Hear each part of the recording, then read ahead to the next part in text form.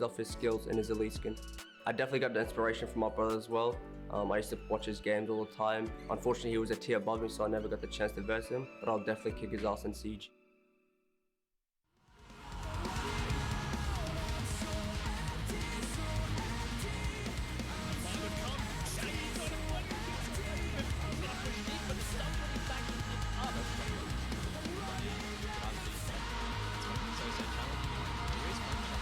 This could be huge. Managers to fight them.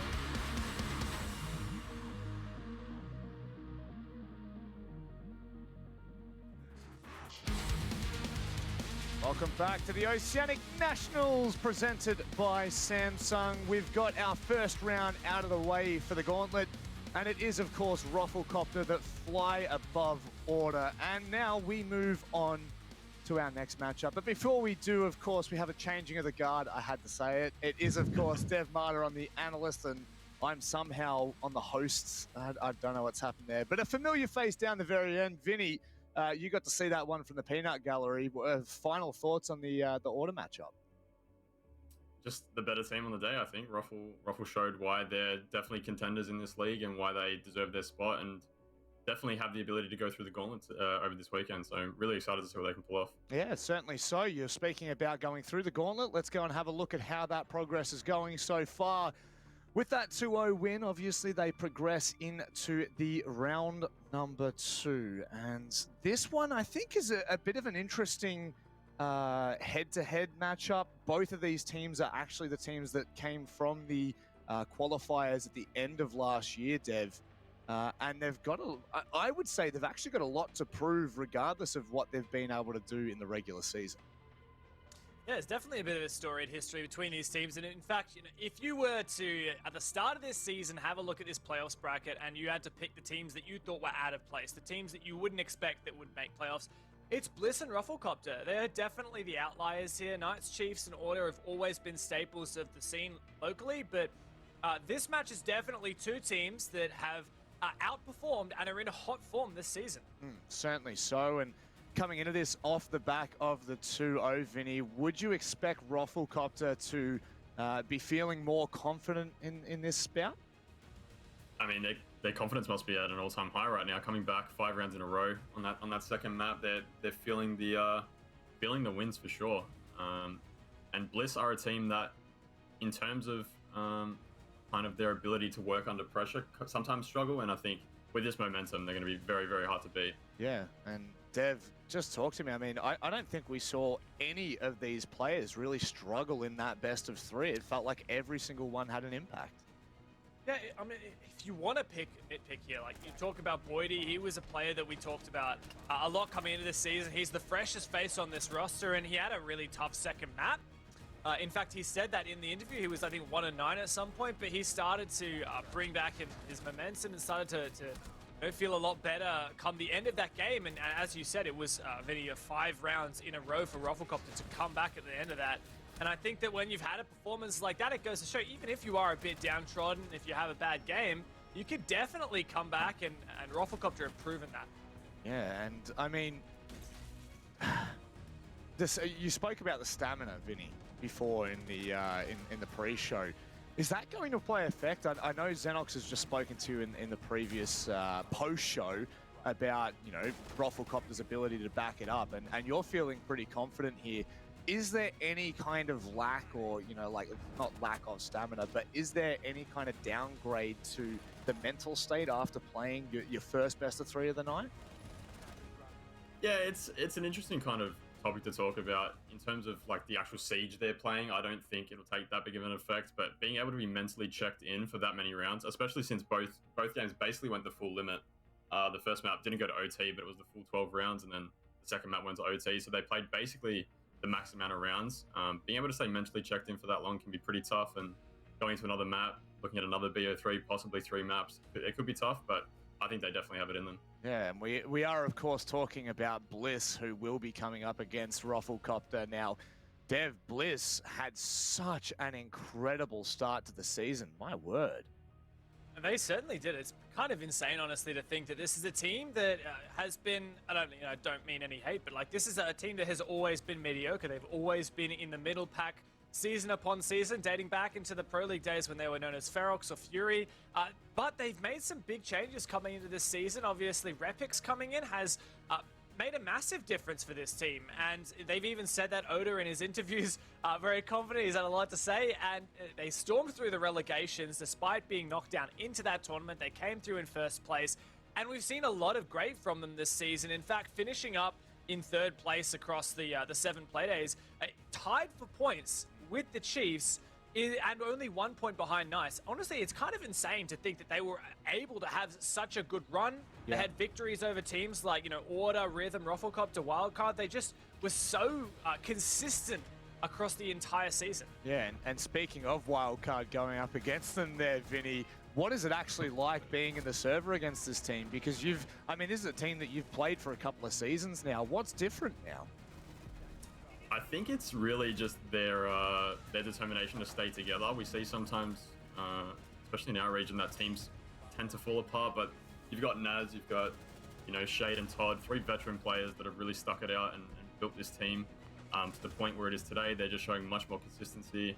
They added a player like Repix to the mix, who is just an unbelievable fragger. He has the ability to win rounds by himself, win maps by himself even. And as well as Oda, not to discount Oda at all. He definitely does his job, holds those flanks down hard and gets his picks as well when he needs to.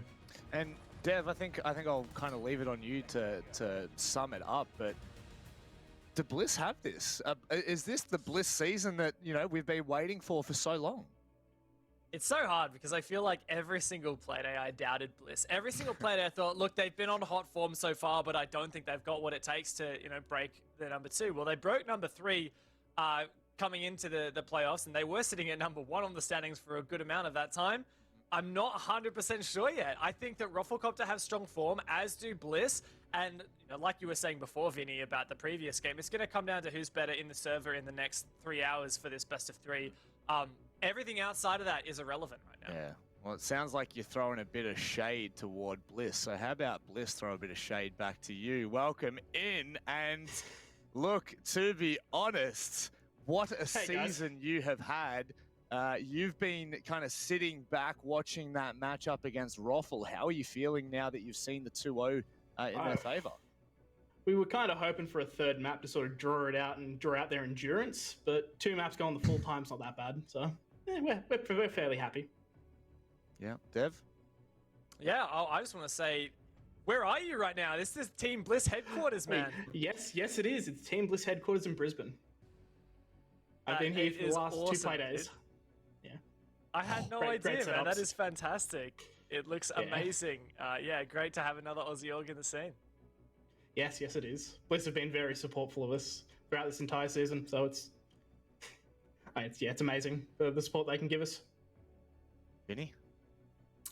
Just a quick question. I was talking about like the consistency of the roster you guys have had, and you've added Oda and Repix. How have they kind of, you know, added to what you, Naz, and Todd had been building?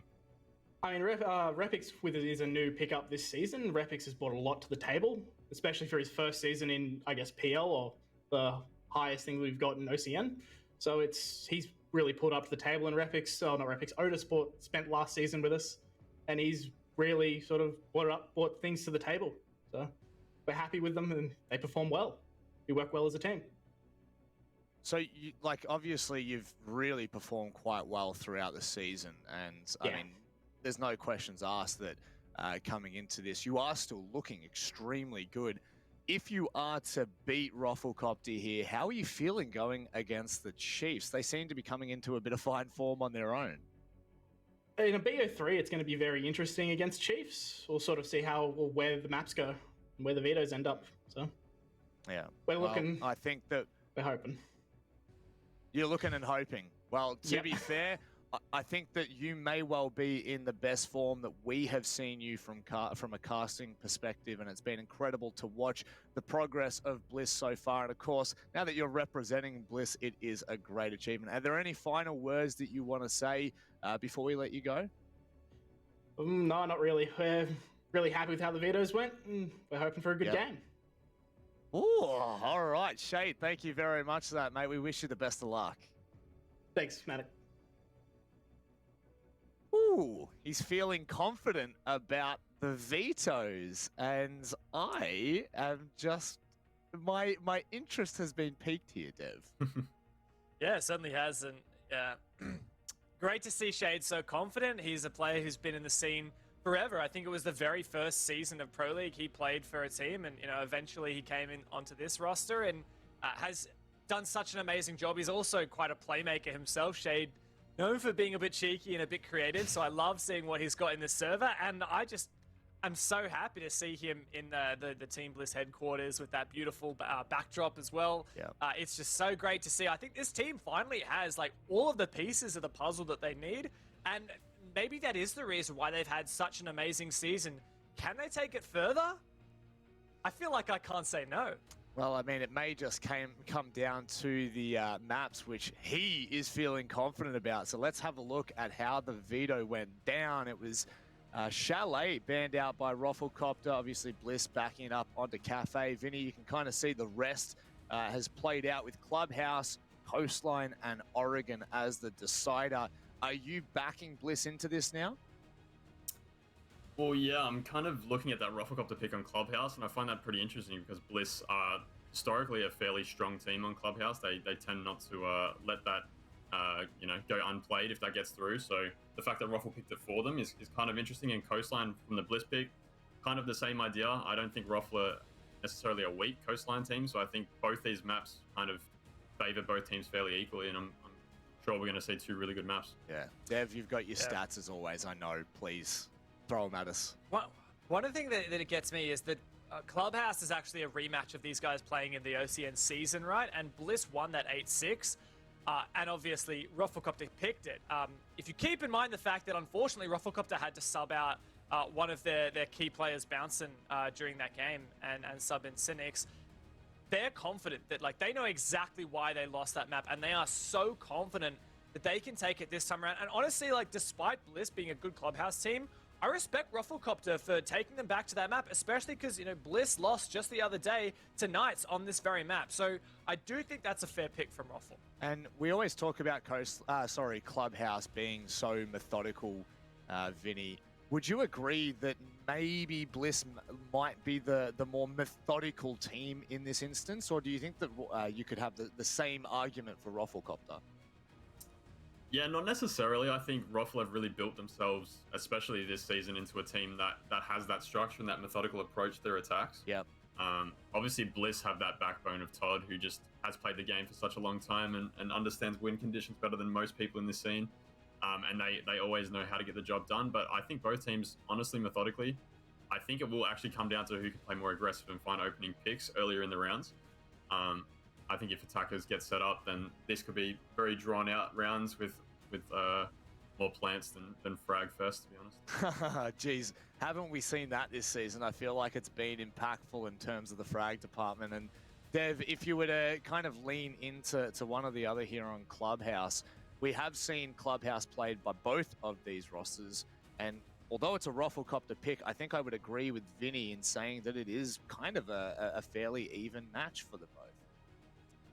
Yeah, definitely a good map for both of these teams, and I definitely think both of them are capable of beating each other on this map. Like, if you got these teams to play the same map 10 times over, I think you'd probably see a pretty even split of how many times it flows to each way. And that's why I do think, like you said, Vinny, like, this is going to come down to not just the methodical and structured approach, but that aggression. We've seen playmakers be the highlight time and time again. Whether it's big C4 kills, we've seen people from Bliss like Shade have really impactful, even spawn peaks, crazy wall bangs, and C4s. So I think that you're probably going to see players like that determining these rounds. And even if it just gets you a one win here or one win there, I think that is going to spiral. So whichever team has the players that are on form right now in the next hour, that's the team that's going to win Clubhouse. All right, well, let's see if it's evenly distributed across the predictions, the so-called experts. It's in, and it looks like it's 5-3 to Bliss. Vinny, you were the last to predict, and you took your damn time with it. Please talk to me about it. You cheated. You knew the map veto. Yeah, talk to us about it. You knew, you cheeky bugger. I did slightly cheat, and when I found out that Clubhouse was the first map I did put Bliss. It was a bit of a flip-flop between the maps. I think Coastline is actually going to favor Ruffle a little bit more, but I think with that first map of Clubhouse and Bliss, kind of the way they play that map, I think if they can get a really good start and take that, then I think they'll take the whole series. And Dev, please speak for both of us here with this pick. I will allow you to speak for both of us on behalf of this duo. Look, I love an underdog story. I want to see, Roflcopter come in their inaugural season, and they've already made an impact, but I think they can go further. I think they can take it to Bliss. Like we've said, Clubhouse is a map that can go either way. I think Coastline is also the same case. I think Ruffle have it in them. Yep. We'll just see whether their stamina can stack up against a very fresh Bliss. Speaking of stamina, you're looking to build yours. You've got a good opportunity to. Snap Fitness at the moment, of course, one of our incredible sponsors. For the first 4 weeks, it's only $4 per week. Get on that treadmill. Maybe you can meet Xenox there. He'll probably be most likely taking the bus, so chances you're going to be on that very minimal, but make sure, guys, you do take advantage of it. It is, of course, an excellent opportunity to get some gains, which Dev may not have the most gains, but I'm sure by stage 3 you will be looking red hot, mate. Certainly will. Yeah, I've actually just walked by my local Snap Fitness yesterday, and I saw it, and big glass window, you can see everyone exercising in, and I'm like, I'm so intimidated, but I'm so keen, and I'm very ready. Well, fortunately enough, we are actually ready to get into games, so we won't hold you any longer, ladies and gentlemen. It is, of course, none other than the Bus and Guz. Look, at this point, I'm starting to think you might be the Bus in disguise, Manic. Look, I was going to compliment his segue as well, Guz. I thought he did a really good job there with the sponsor, but you know what? He is just not really that good of a caster. Let's move on, though, shall we, to what is going to be a very good match. It is, of course, going to be Bliss versus Roflcopter. We've already seen a bit of Roflcopter, of course, earlier this evening, Guz. So I guess coming into this match, they're going to be a little bit less blind than, say, Bliss.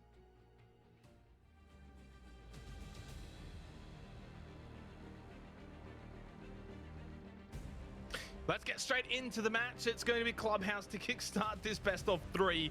Team Bliss, they got to sit back and watch the very first match between Roflcopter and Order. Now they get into the action here in Germany. For Roflcopter, though, Guz, this is, part of the gauntlet run. They're going to have to go the whole way if they're going to be able to challenge Knights at the very end of the gauntlet. Bliss is just yet another team in their path. Jumping into the ban phase as Nazgul drops, so that's a nice early pick there for Ruffle. Thatcher taken off the board, pretty typical here on Clubhouse these days. I wonder what Bliss will follow it up with here. We might see something a little bit out of the ordinary, depending on just how crazy they want to play this afternoon. And Yana will be taken off the board, an operator that has been seeing quite a bit of play frags and the Gone 6 in the pocket. Prove that utility still reigns supreme, and Bliss just don't want to deal with her. I'm going to see the Mute banned out next as well. So far, nothing too crazy with the Mute and the Thatcher. Yana's a little bit different, as you mentioned. It's something that's going to play a bit of a part based on these two teams, which, speaking of these two teams coming into Clubhouse, I get a feeling, guys, and it could be off the mark here as Mira's going to be the final ban. I get a feeling that these two teams are not going to play the conventional, methodical, structured Clubhouse that you used to see from the best teams, say like Knights, for instance. I think we might see some wackier plays from these two teams coming into Clubhouse. Maybe. I hope we don't go back to camera because I just stood up, There's not many times where I move my legs much during a cast. No. I mean, you can stay standing. It's not that big of a deal if you're shown standing. At some point, everyone's going to see you standing anyway through the new awesome Pip caster replays. True. That is true. Well, I mean, we can take this opportunity, I think, to talk about the map history a bit. The boys touched on it briefly, but now we have a good opportunity to dive a little bit deeper. The one thing that stands out to me is not only have these two played head-to-head, as the desk mentioned, but Bliss have played Clubhouse a lot. The majority of their regular season games were on Clubhouse, 4 out of 7. That gives a lot of intel to their opponent in Ruffle. Properly, then they'll be good. I'm just gonna stay standing. You know what? Stuff it. I'm not sitting back down. Can't be bothered. Ruffle, on the other hand, only played it twice in the regular season, so a little bit less to go off. But most importantly, I guess one of those was the victory well, the loss against Bliss with the Cynic sub. So arguably that score wasn't reflective of Roffle actually, you know, being probably the better team in that matchup. You just seem so tall, I can't take you seriously. Yeah, whatever you said. I wasn't even listening. I was mesmerized by your beautiful, luscious height and your standing capabilities, something I wish I could very well do as well. Let's get just straight back into it then. Why not? So thank you for feeling there, guys. Appreciate it. No problem. That's what I'm here for. So Team Bliss on the attack first. Roflcopter will be defending here on Clubhouse, which honestly, I'm just going to be completely forward here, guys. I got no idea. Attacker, defender sided, and I could probably say that for any map in both OCN and APAC this stage. It has seemingly just gone from more so team to team rather than the map itself in terms of which is more favored. I would agree on that sentiment. The Snap Fitness community vote favoring Team Bliss narrowly, just like the experts, so maybe they're stealing some of our predictions there. I think it's probably a fair judgment. Of course, Team Bliss start a little bit deeper into the gauntlet, so arguably they should be the favored team, but Roffle looking red hot off the back of those last two maps, and who knows what damage they can inflict here.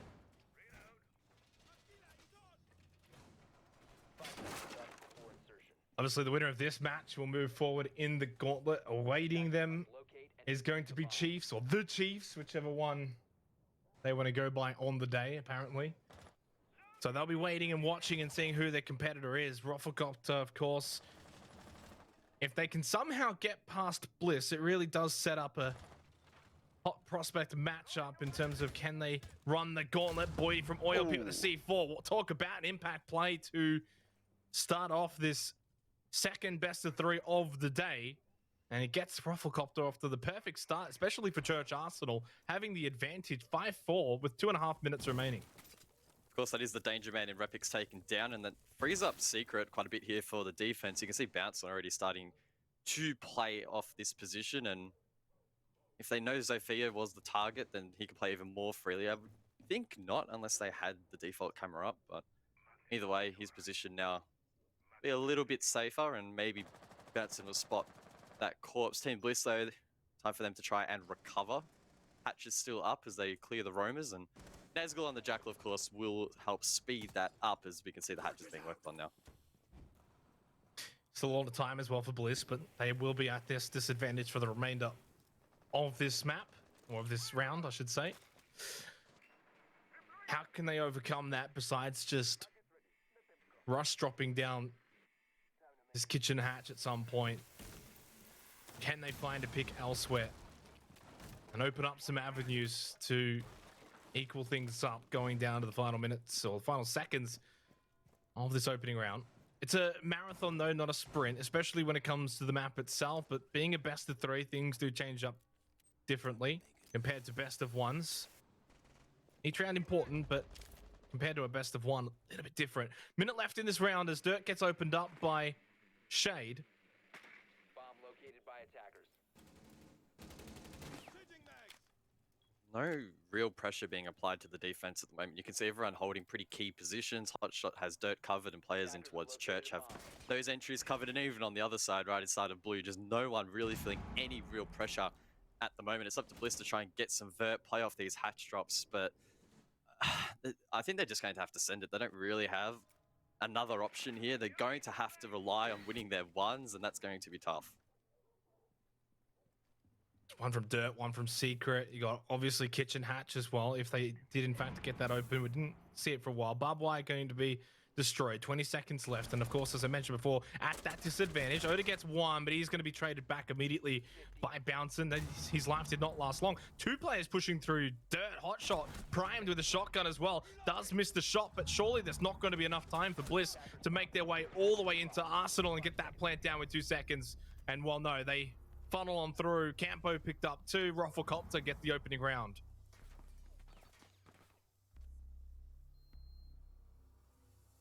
It's a pretty poor round number 1 there from Team Bliss, and of course Repix dying early really didn't help the cause, but from there they failed to establish much vert that was pressuring side. They did work the hatches, but Roffle played it quite well and didn't enter lines of sight and give away free picks, and then at the end more than happy to just trade it out, knowing they had that man advantage. And in the end, Bliss forced to filter through dirt, and of course that was never going to end well for them. So solid start for Ruffle as we head back, or we head over to rather gym and bedroom.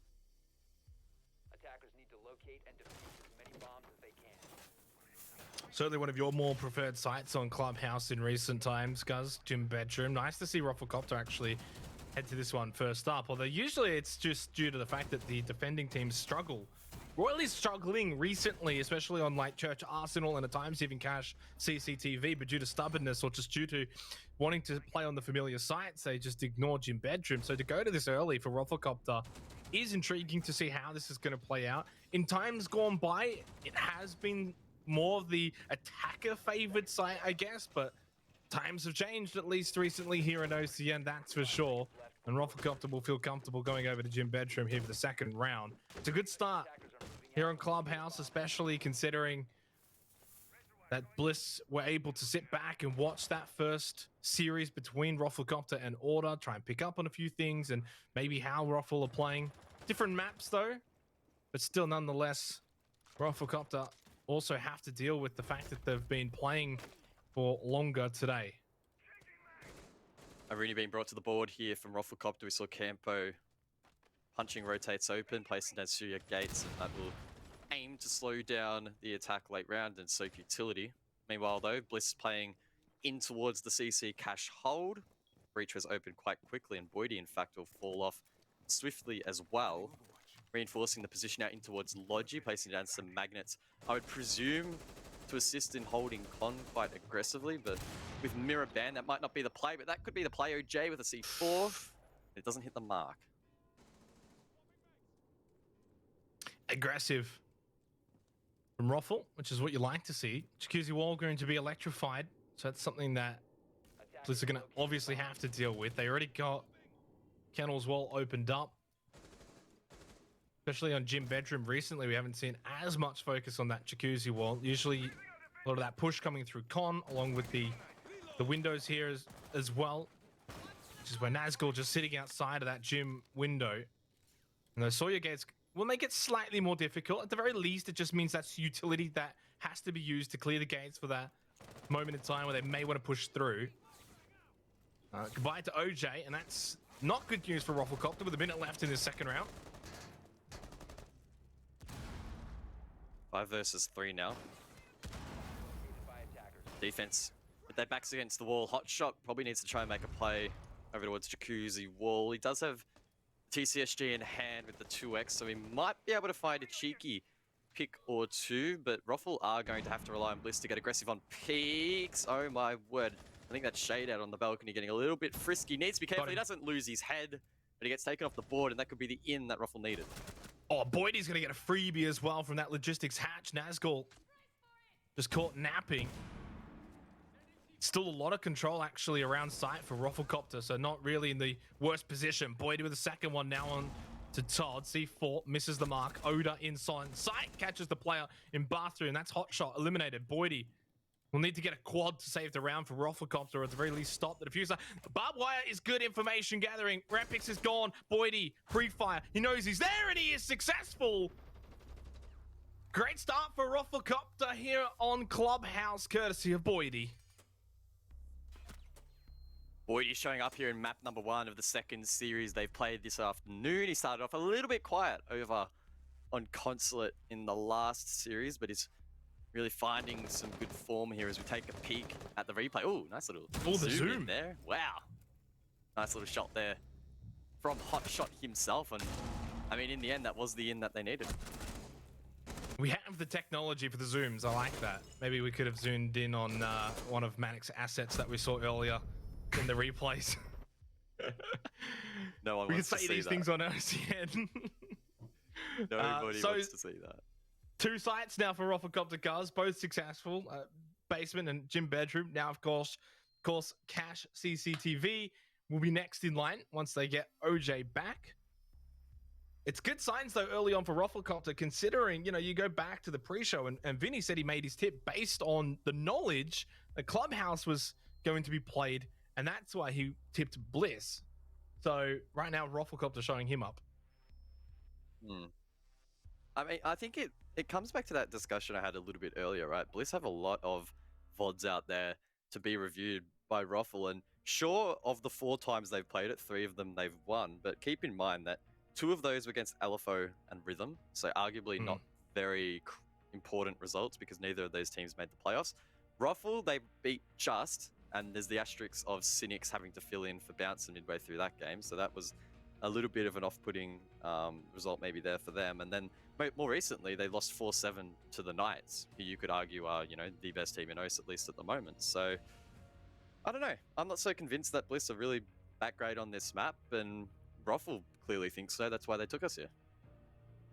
Yeah, and right now, at least from what we've seen, a long way to go, of course, though. Only 2 rounds in. We don't want to jump ahead of the gun, which is something that Dev Martin likes to do at 1-0. He likes to give it a nice early call, doesn't he? So, look, it's a good start for Roflcopter. Bliss haven't really fired a punch, though. They haven't really fired a shot. They haven't been able to get involved just yet. There was an opportunity begging there, but I think Boydie's position was just too strong. They obviously couldn't really deal with him there. The barbed wire helping Boydie out as well immensely. So, it's a really, really good start, but we haven't seen much from Bliss. And I feel like once they actually can get a bit of rhythm going and start to fire a few shots and get a couple rounds, I still kind of like them in this matchup. It may not even be Clubhouse. It may be Coastline later on, and then Oregon to follow. And that's the beauty of a best of 3, though, as well, guys. It doesn't come down to just one map or one best of 1. You know, you go back to the last time these 2 teams met, an 8-6, Bliss winning that out, and that was on Clubhouse as well.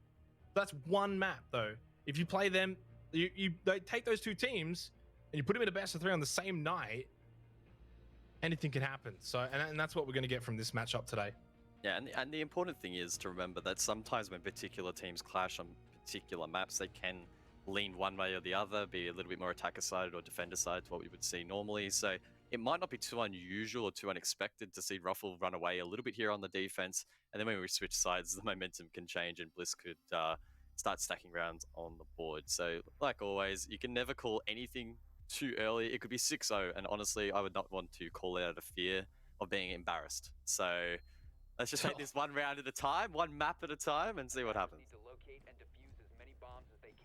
Yeah, and that's what it really needs to be. Just one at a time, one site at a time.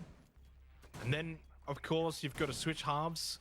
You know, and a good example, right? If we sort of draw our minds to the final day of APAC South, guys, all of those awesome matchups that we had with all those awesome storylines, they were 3-3. All of them were 3-3 at the first half, and then they all were extremely one-sided after that. You have to see both sides of the table before you can actually make a complete call. Unless it's like 5-0, sure. But even then, we've seen some weird 6-0 comebacks, right? This awesome stage 1 that we've had. So, long way to go, but Bliss will obviously need to get at least 1 or 2 attacking round wins at some point. What better way than cash CCTV?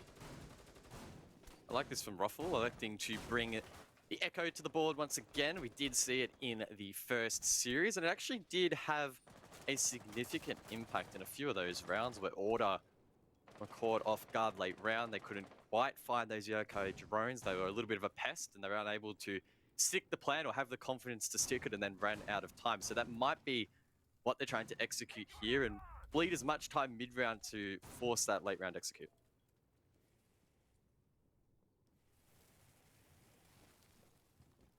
Todd's just going to get to work on this kennels wall. It's always a treat to see the difficulty that the Maverick has. In this case, it's going to be even more difficult, and he's got gas canisters to deal with as well.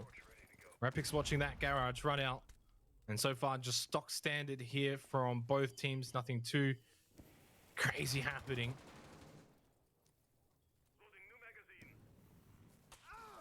Yeah, he's having a few issues getting lit up a little bit here. It is, of course, electrified by OJ on the Kaid. Meanwhile, though, Nazgul inside of Logi has taken a hit. I think from inside of Con.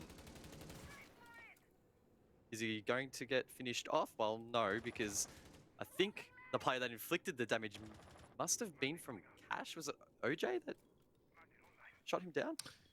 We didn't quite see it, but it has to have been. I don't think it was a C4, was it? No, it had to have been OJ. No, it obviously wasn't a C4. I'm pretty sure I still see playing the pocket, so yeah. Well, either way, there's a Claymore kill. Rapix will get bouncing, and how quickly things can change here. It could have been a 5-4 start for RoflcopterGG, and now it's 5-4 for Bliss. The run out unsuccessful. Fortunately for Repix, he has that Claymore there, and it does find the opening kill of the round, and does give Bliss, at least momentarily, a bit of an advantage. We'll see if they can capitalize. Only 55 seconds remaining in the round. Nazgul's low. Todd obviously did take a bit of damage as well from the electrified wall earlier. Repix now dead. That's a big kill.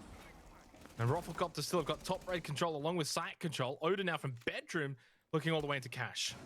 OJ exposed in towards the side after the wall's open, and there's not much you can really do. Those boxes very difficult to hold, and Bliss proved why that is the case. Hotshot could be the key player here. Still has control of the top of main stairs and needs to try and maintain that. Bomb located by attackers.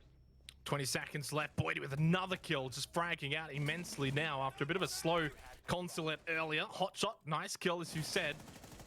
Still at the top of those main stairs. Todd just now forced to push in. Shades basically got no health. They leave the kit behind. They're just looking for the frags here with only 8 seconds left remaining. Shade just goes in now to pick up the kit. But Campo again, just too many players in too many positions for RoflcopterGG. 3 rounds from 3. Great start on Clubhouse.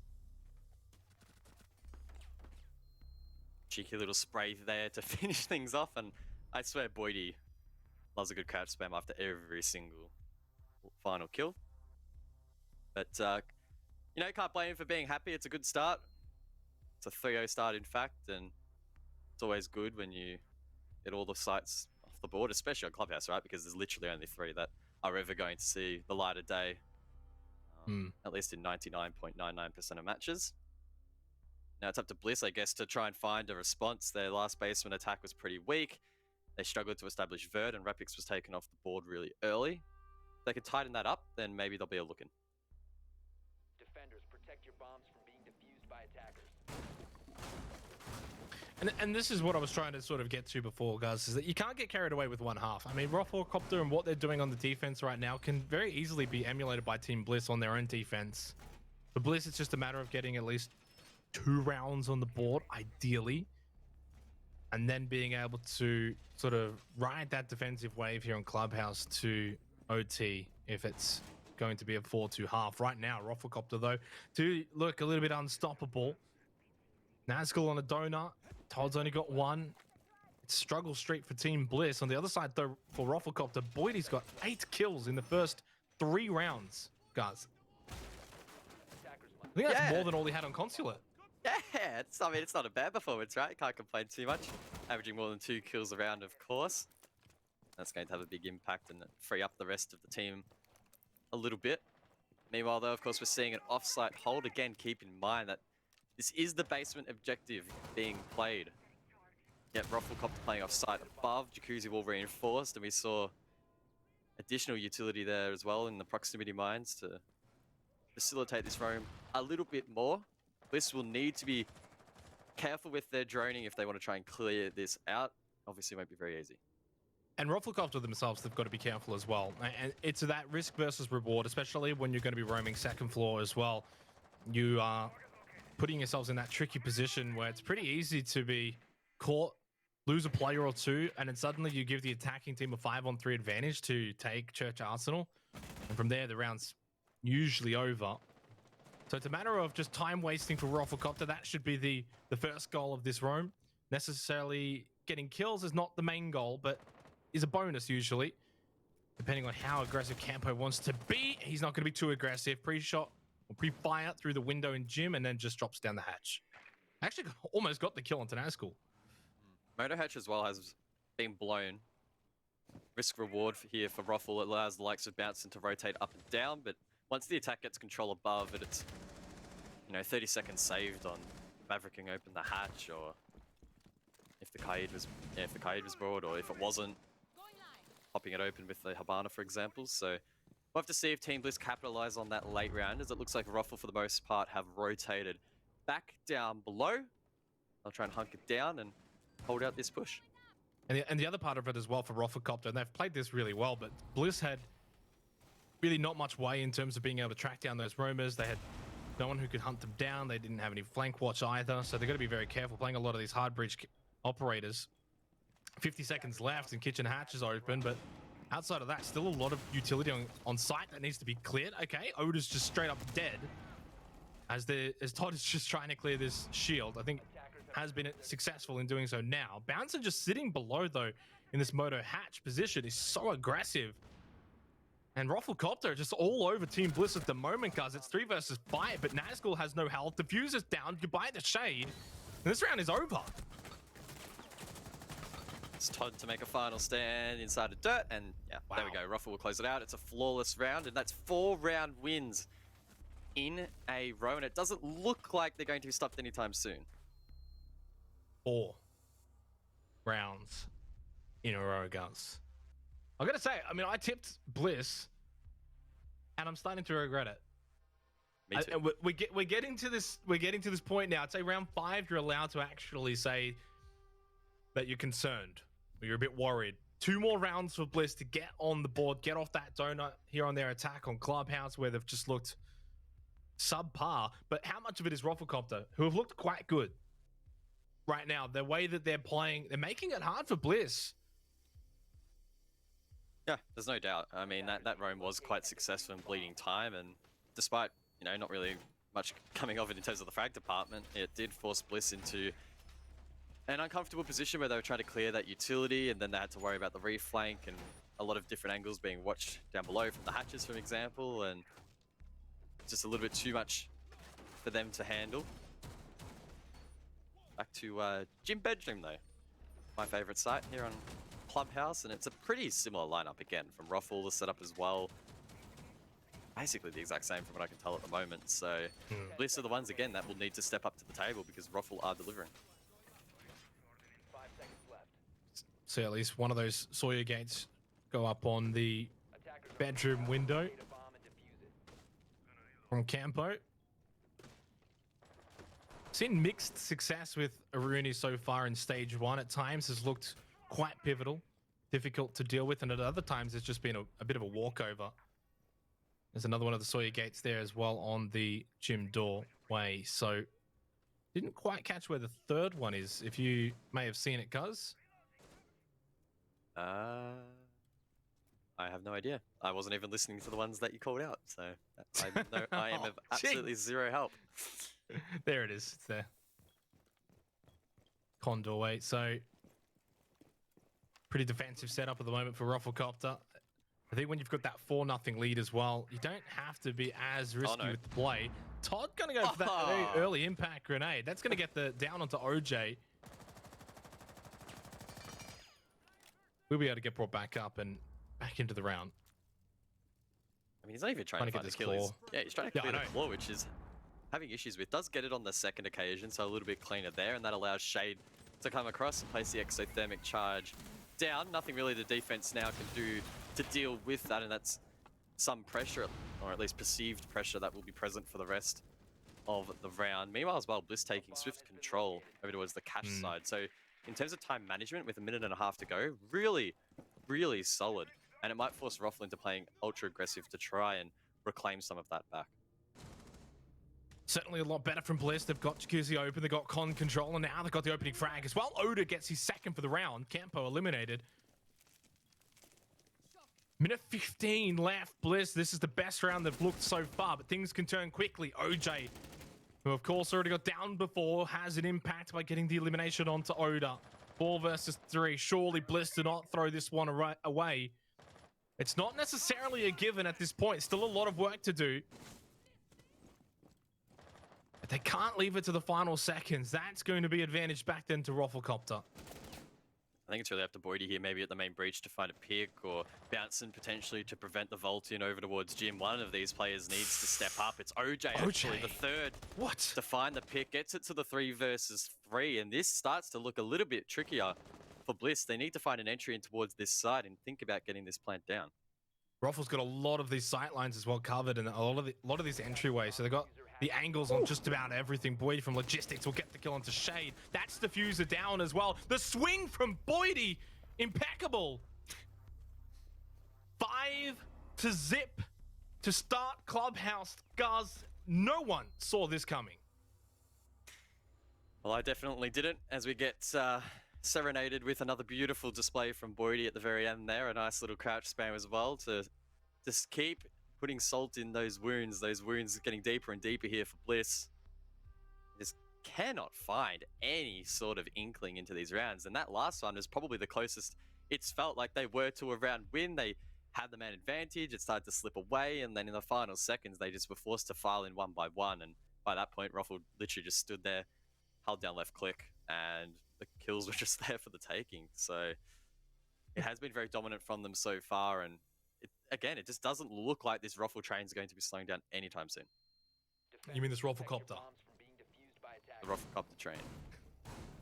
The Roflcopter train. Boydie's got double digits already inside of the first 5 rounds. 10, 2, and 1. And it's not just the Boydie show. The rest of the team has been standing up. We saw OJ in that last round, who was quite clinical in getting those 2 early picks in the round to give Roflcopter the advantage. Without those picks from OJ, you know, it becomes a bit of an easier attack for Bliss. So that's where it's that team effort really showing through for Roflcopter so far in this opening half. 1 round to play out. Bliss need to get off this donut. Otherwise, it will be 6 match points to Roflcopter. Yep, Bliss doing a very good 0-5 impression at the moment. Shade, though, manages to get the opening pick here for Team Bliss. It's hot shot taken off the board, and with the smoke taken down, arguably that makes the late round a little bit easier. Now that was through the con wall, which wasn't reinforced. Dirty. It's a little bit nasty, as it looks like hot shot was likely trying to rotate back towards the side and got caught off guard. So a little bit lucky there, some might say, for Bliss, but they'll take anything they can get at the moment. Yeah, I mean, at that point, you need any advantage you can get. They had the opening kill in the last round anyway, but weren't able to capitalize. So they get a second opportunity here now in round number 6 to better perform with that advantage. Long way to go. That's a good play to take down, though. Oda getting the kill onto Boydie, who has just been on a rampage in this opening half here on Clubhouse. 5 versus 3. They got 2 minutes as well, Bliss. 2 minutes to not stuff this one up. Surely they get on the board with a round win. Branson probably be the linchpin in this round. He can pop off when required, and he finds himself in a pretty powerful position down below. Campo's off site too. That likely does actually force Branson to go back, so OJ is an overwhelmed. Branson lands a couple of shots there, or almost lands a couple of shots there to get the kill on Rafters, but it doesn't quite work out. Ruffle now left in the 3 versus 5, the cross covered from outside the breach, and Bliss should be able to set up for a default plant and give it a crack pretty early here. Oh, he misses the wall bang, though, just ever so slightly tapping the shoulder of Todd. He got the move on as well. Swings, loses, though. Now 3 versus 3, and that lead, that advantage, has now all but evaporated for Team Bliss. Nazgul's, though, going for the plant. He's going to get off of it. The C4 from below from OJ. What is going on right now? It is just back and forth. A calamity on the site in CCTV. 2 versus 1. There's an impact grenade still available for Campo. Uses it to open up the site. Isn't going to be able to find anything, though, from that hole. 50 seconds left, and Oda should get this diffuser down, and Rapix should find the kill onto Campo at top red, and it should be 5-1. What can Campo do? Absolutely nothing. Team Bliss finally get a round on the board as we close out the half.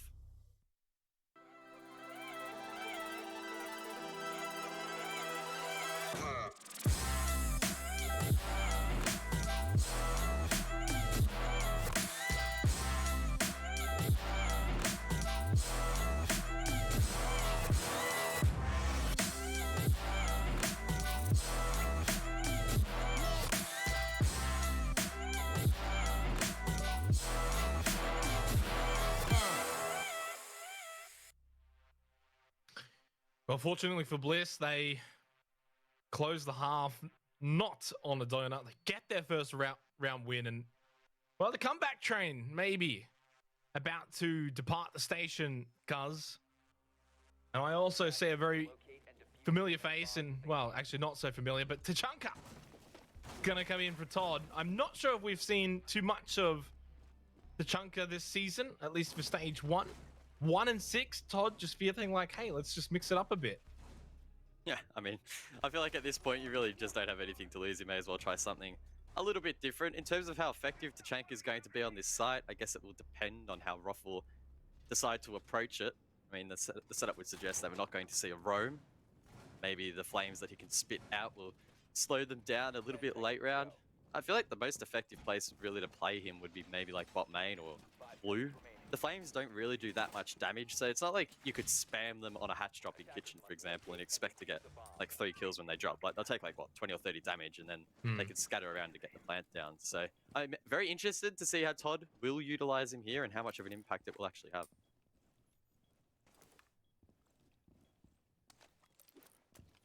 Keep an eye on that as this round plays out. But in terms of the grand scheme of things right now, of course, Roflcopter 5-1, they had a very established defense here on Clubhouse, almost blanking out Bliss entirely, except for that very final round. And I think without a doubt, guys, now even though we switch at the half and Roflcopter go to the attack, full expectation for them to close this map out and take a 1-0 lead in the series. Yeah, 100%. And it's their map pick, so I guess we would expect them to just take this map anyway, but maybe the fact that it is such a strong margin and a strong performance, at least so far, that could bode well for them for the rest of the best of 3. And Coastline's going to be the second map. If you're fragging out on Clubhouse and playing confidently, that will translate across very well. Yeah, I think that will be very difficult for Bliss to overcome Roflcopter and Coastline. If Roflcopter can bring this firepower over to Coastline as well and replicate it over there, can't help but feel maybe another 2-0 could be brewing, and Roflcopter making the gauntlet run look easy to start day 1 of the playoffs. Long way to go, though. We don't want to get ahead of ourselves too early on. But a 5-1 is assuredly going to be a Roflcopter map win. Unless Bliss can hold out defensively. See if they can. So far, not offering too much in way of aggression towards Roflcopter. As I say that, though, literally, Oda with an Nitrocell kill onto Campo. It's the ace taken off the board, but there is still the Maverick, so that doesn't really impact the ability to open hatches. It's just one less gun, and a strong gun at that in the AK-12 taken off the board for the rest of the round. And smoke grenades as well, if Campo had those equipped, can no longer play a part. Oda continuing to aggress on this position. Needs to be careful that he doesn't give away another free pick, but in the meantime, he could find his second, land some shots, lands even more, and Boydie will find the kill. Put in another cheeky crouch spam as well. And it leaves it in a 4-on-4. 40 seconds left as well. How fitting there. The 3 4s. Todd, the Tachanka having an impact at the final moments of this 7th round. Just making life difficult for Bouncing to push through. OJ, though, already through, dropping down Moto Hatch, just having a peep through into Church. But Todd is well positioned. Low health, though. 15 seconds left for Roflcopter to get this diffuser down through Hotshot. Bouncing swings through. That's a pretty easy kill onto Repix. No doubt about it. What a swing, though. He didn't even swing the right way and still got the kill onto Nazgul. Shade gets one back, though. At least the refrag is successful. Boydie has to stick the plant. OJ to cover. OJ for the double. The plant didn't even get off in time. Match point for Roflcopter. Great work there from OJ, and he's had a pretty good season so far this year. He's been playing the hard breach role primarily, and for the most part, it's been paying off. In fact, heading into today, he's going 59 and 50, and 31 of those 59 kills were trades, which is really impressive, and a sign that, especially late round, he's having an important impact, which is what you like to see. And add on top of that, an 81% cost, also indicating that he has been quite consistent too. And I guess that round, or at least at the very end, really did encapsulate that. Long way back for Bliss, and in the best of 3, it might just be better to now turn your attention over to Coastline. Obviously, in any sort of best of 1 scenario, guys, you'd sit back and say, well, you've got to fight it out. You've got to see what you can do. But how much energy would you want to expend to try and claw back this deficit, knowing that it's still a best of 3? You can head over to Coastline and you can turn your fortunes around.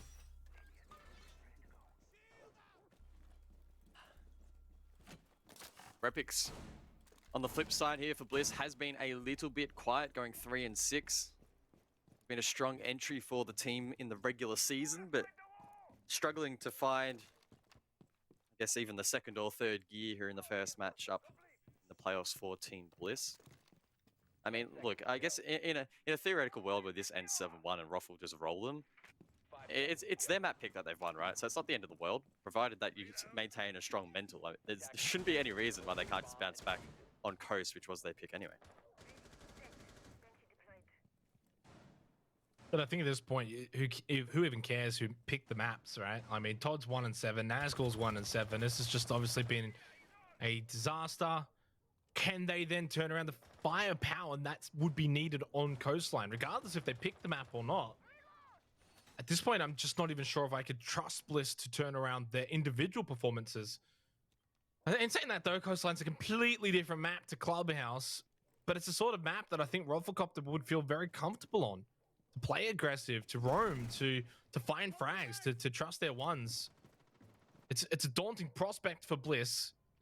I felt if they were going to win this series, I felt Bliss needed to win Clubhouse, and this has been a disaster. Good vert being established here by Boydie on the sledge. 11-2. The man's been looking very, very sharp and has been finding a lot he picks. 2 players down below that might be at threat. Oda and Shade, as Shade backs off towards Dirt. Oda did, of course, play this position really aggressively in the previous round with the C4 in hand. He throws another one, and there we go. So he actually does shut down the Danger Man, and it's a good start here for Bliss. Yeah, good play to get off the board, as you said, as well. So big pickup from Oda. Minute and a half left in this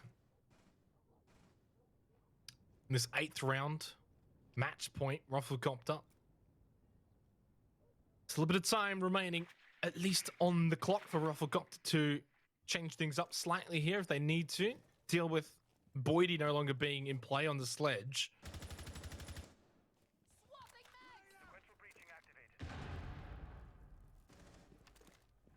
Campo with the XKRS launcher in hand will send out a couple of pellets at a time to counter any potential impact trick. Of course, that won't come into fruition. Bliss don't have any in the pockets, but they do have 2 C4s that could play a part late round as the execute begins to come through. Similar shield, or a similar idea with the shield deep there over towards Dirt for the defense.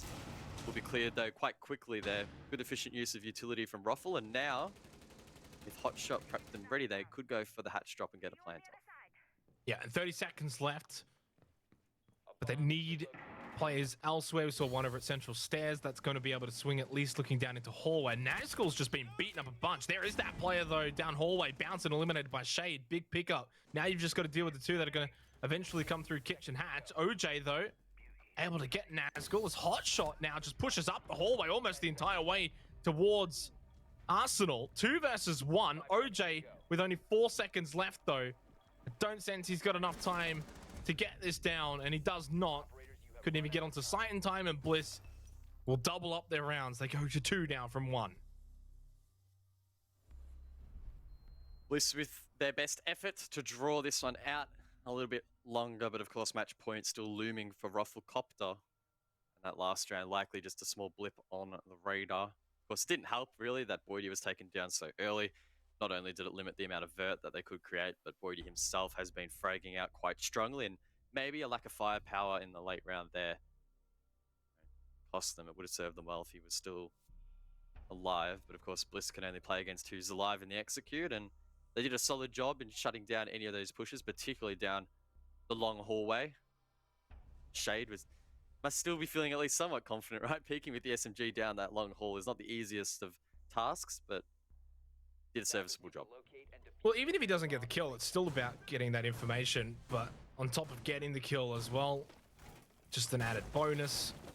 Bliss a long way back from being able to take this map, but if you can start to get a couple of wins under your belt, get that momentum, start to put the scoreboard pressure back onto the side of Roflcopter. You know, a 6-4 scoreline doesn't seem so bad in the grand scheme of things. You know, we've seen a lot of times where teams, you know, are down 5-4, then it's 6-4, but then they can bring it back to OT. So it's just about taking it one round at a time. Don't look at the scoreline. It's a daunting task ahead of them, but it is doable, and we've seen that done before. And especially on defense for Clubhouse, I mean, it's a pretty big opportunity now for Bliss to come back. And I mean, I tell you what, if they do come back and win this, it's a long way from happening, but it really just changes the entire thought of this series. And going into Coastline, it would be almost impossible for Roflcopter. Their mental would be in the bin. And Bliss, of course, to get one step closer towards that ultimate goal, we'll need to successfully defend CCTV and Cash. And as we often see, the Maverick will get to work nice and early. That's Hotshot tricking open the wall to allow a soft breach to open it up. And then that is a nice line of sight to cover the cross late round for the plant. Typically in this region, we do see teams go for garage takes, which might differ from other regions which prefer to go through con to Cash. And that's pretty solid time there so far. And Manson, of course, will just post up outside. And now the focus will be all towards garage, being held by Nazgul and Oda. Attackers have dropped the bomb diffuser. Nazgul's almost a more important one than Oda, because if Nazgul isn't in that position, it's hard to refrag Oda, and it also means there's less position chances for Roflcopter in garage. Good swing, good shot as well onto Bouncing, and it's an advantage over to Bliss. They're just starting to find a bit of form. Starting to hit their shots, starting to really capitalize as well on these opening kills that they've had a couple of times now. And Roflcopter have got to get to work now. With 1 minute and 20 seconds left, they still haven't cleared out Oda and Rafters.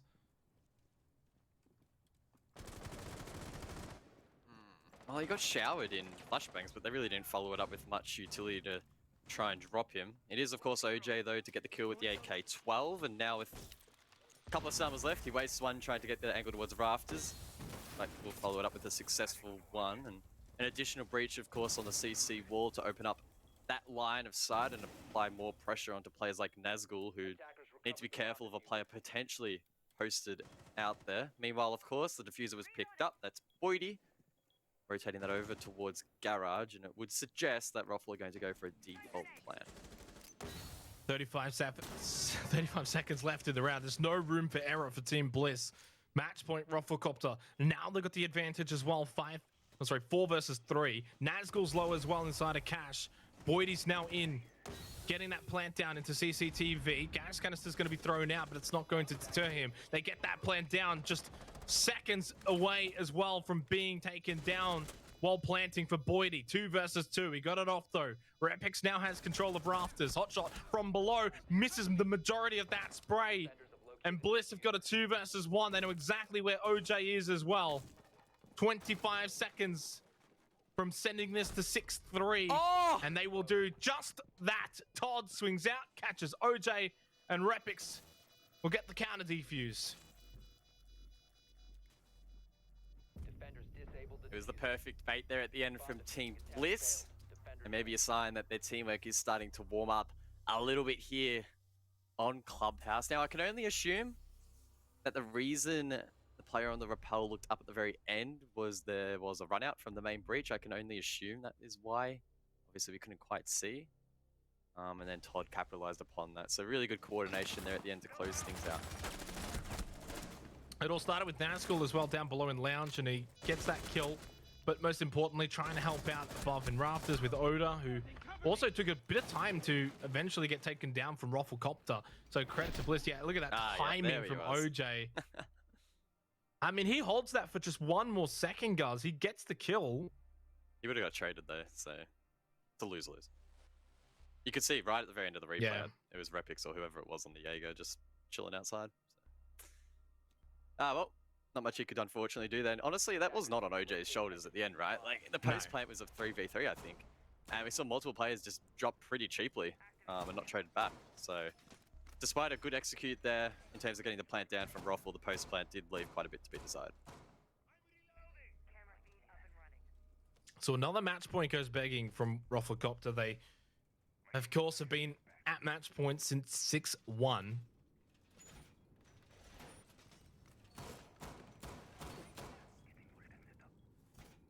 Or it might have been 6-2. Still, nonetheless, Roflcopter have been in the prime position for the majority of Clubhouse. Of course, started off 5-0. Just as they sort of ended Consulate earlier in their match against Order as well, winning the final 5 rounds in a row. So they technically won 10 rounds in a row between the 2 matches that they've played today. Bliss stopping that streak and now starting to get a bit of momentum themselves.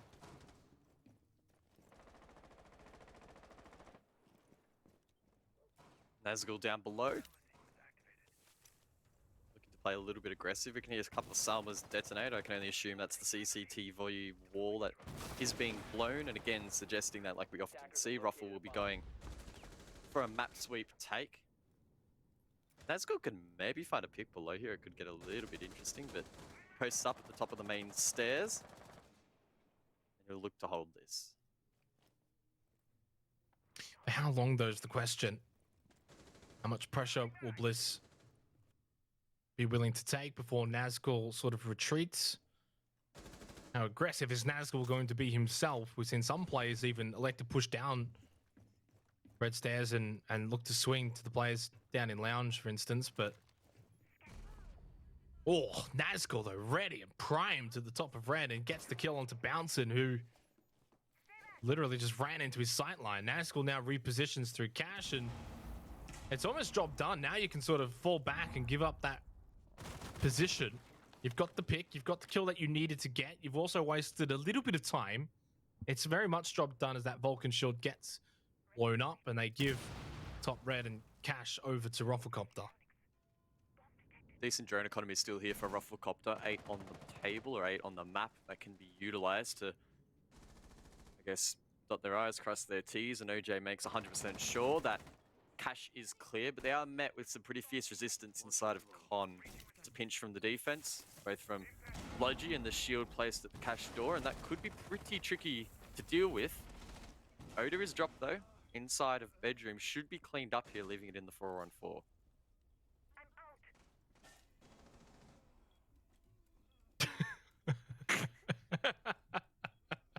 Keep going, Oda. Keep going.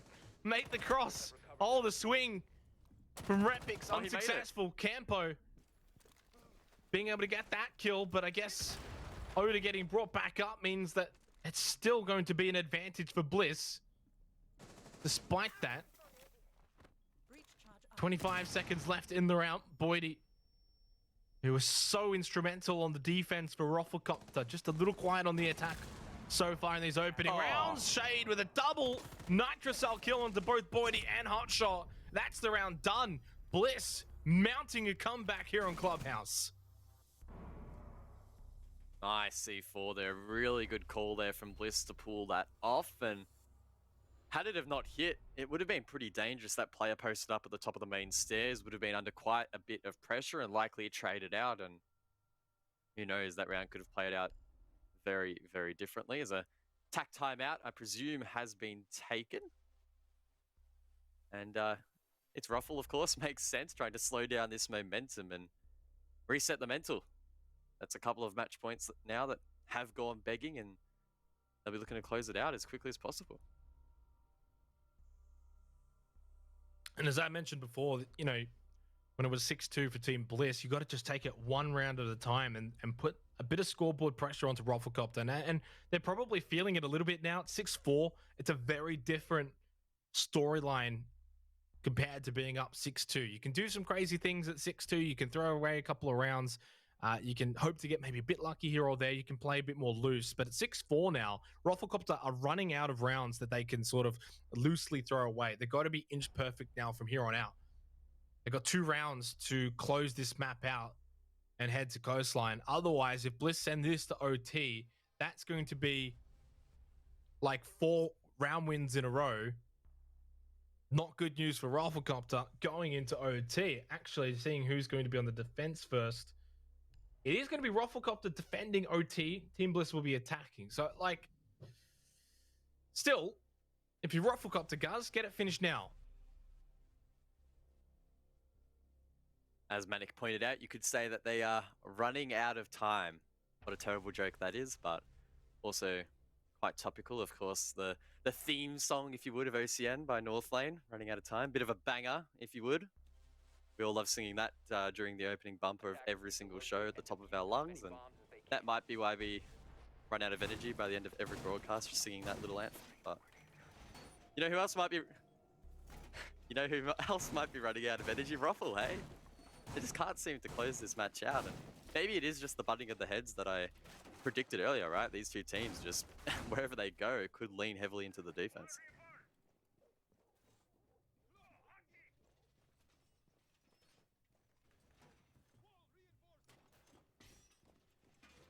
(6-4).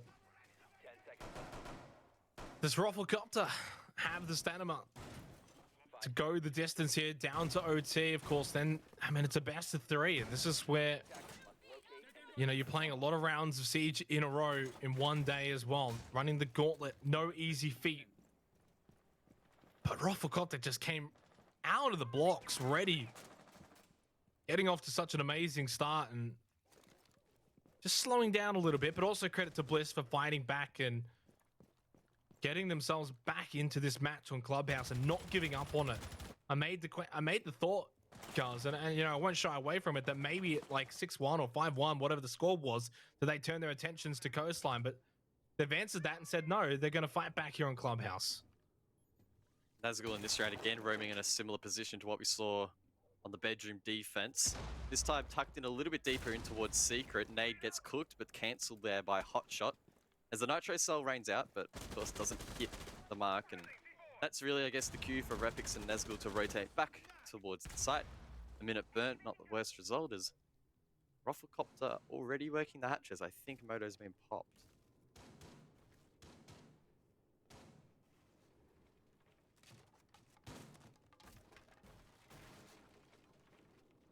But obviously deal with the Electric Claw first. Boydie getting the opening frag, and well, that's good news for RoflcopterGG. Boydie's just gone a little quiet on the attack to not only get that opening frag for Roffle, give them a slight advantage momentarily, but most importantly, just slow down this Bliss onslaught that has been taking place over the last 3-4 rounds.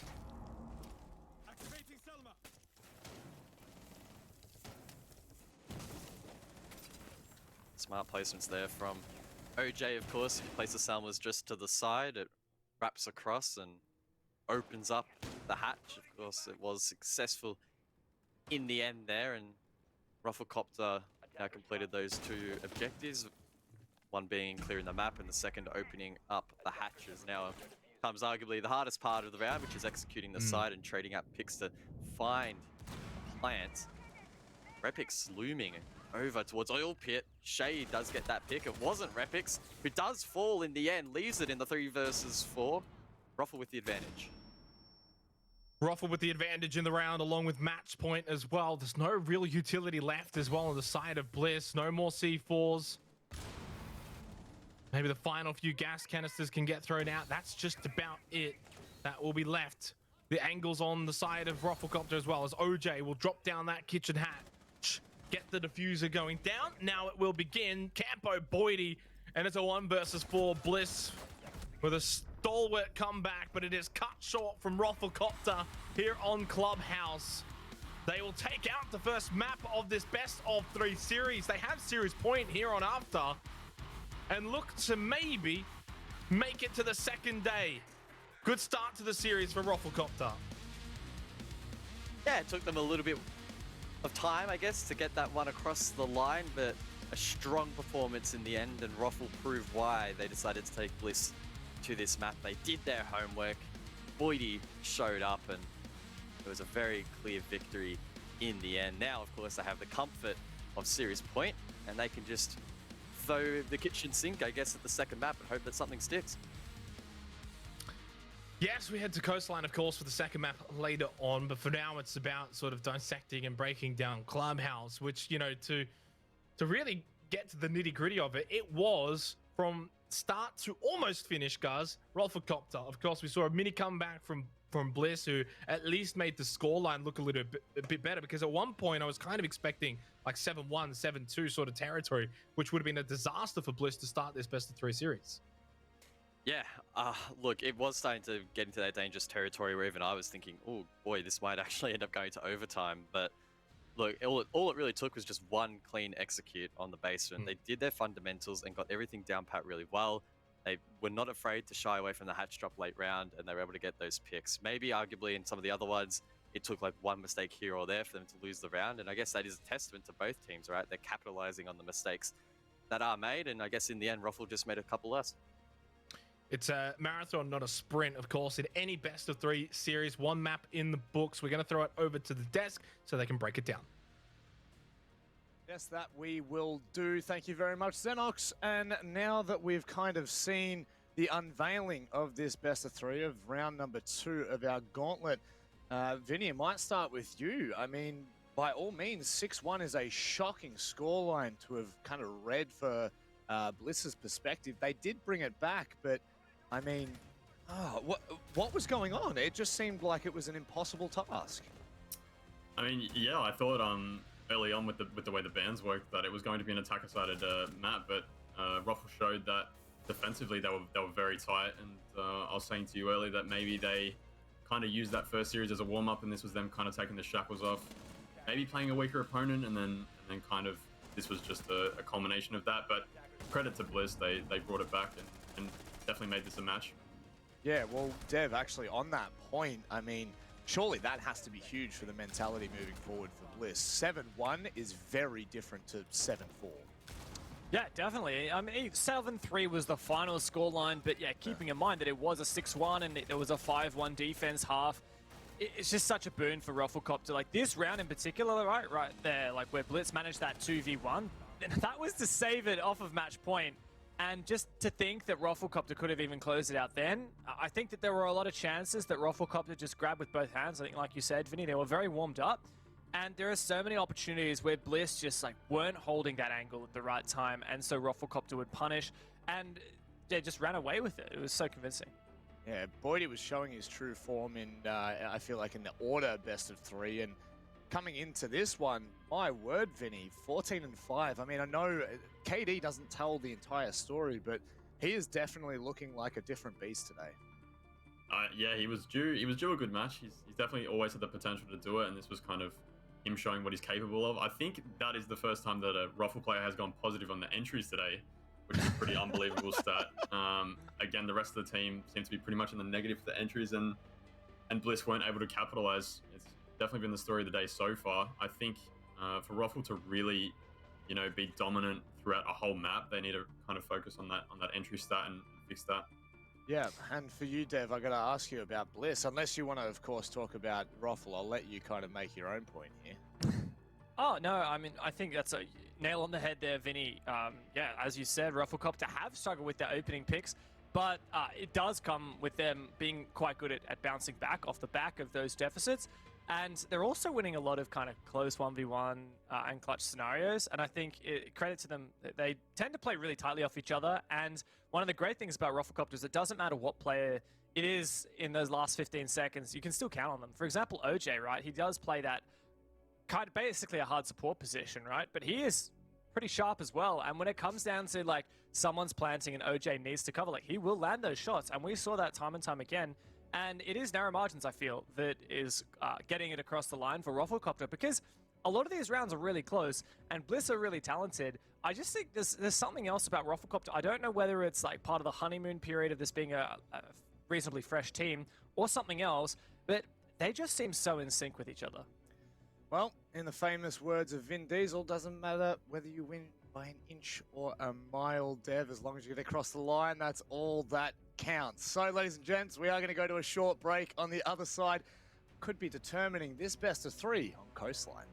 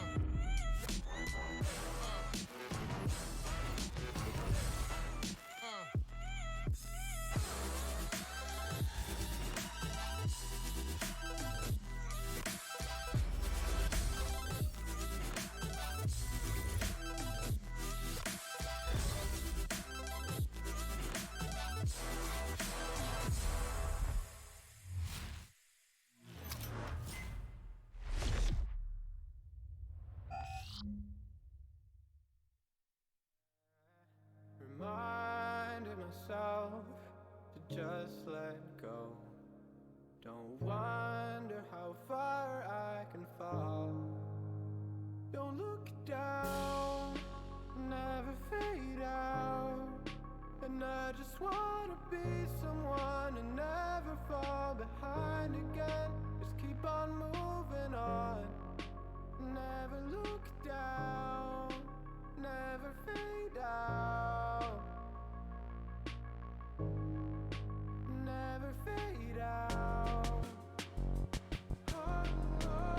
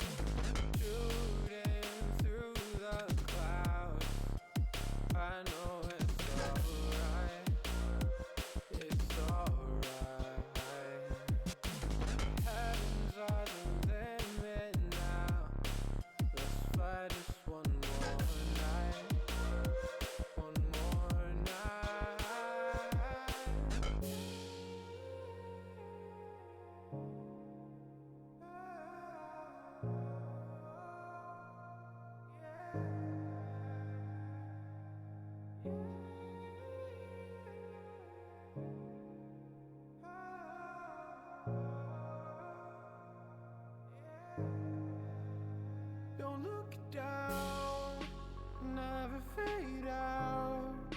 And I just wanna be someone and never fall behind again. Just keep on moving on. Never look down, never fade out. Never fade out.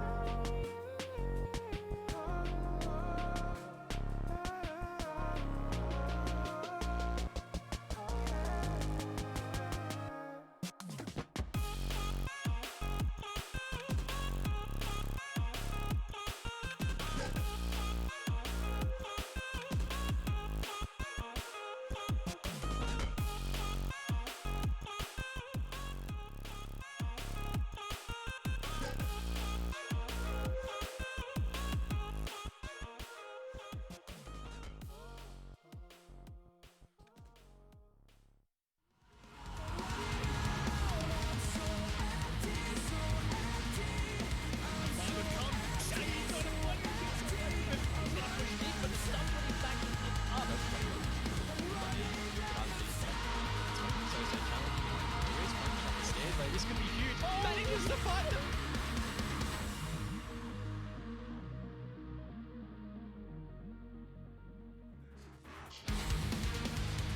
We are on to the second round of the gauntlet and on to the second map as well. Roflcopter so far undefeated, which is pretty insane to say, taking down both Order and now Bliss in their first map. It does look dire for the Bliss roster. Dev, any thoughts on that final map before we dive into Coastline?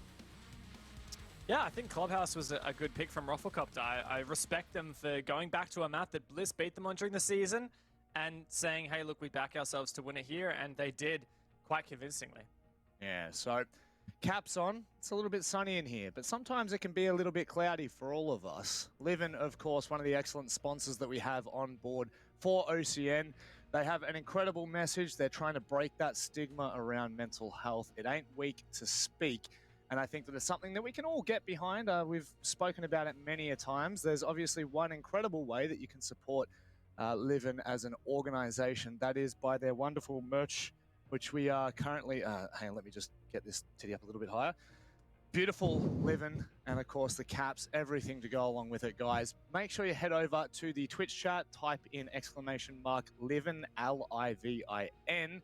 That'll take you to where you need to be, and of course OCN 15 at checkout for 15% off. We can now dive in to a little bit more of the nitty-gritty, Vinny, because this is Bliss's last chance at really having any kind of redemption for what has been, it feels like a couple of years now that we've seen them in the tier 1 of ANZ Siege, but just not being able to get over that hurdle. Is it possible here on Coastline? Yeah, Coastline's going to be, in my eyes, a tough map for Bliss. They've just come off a pretty rough loss. Coastline, previously played by Roffle, didn't go as planned, but as you can see, Bliss haven't got much history on this map, so we don't really know what to expect from them. Hopefully they come out and play their aggressive playstyle and get picks early.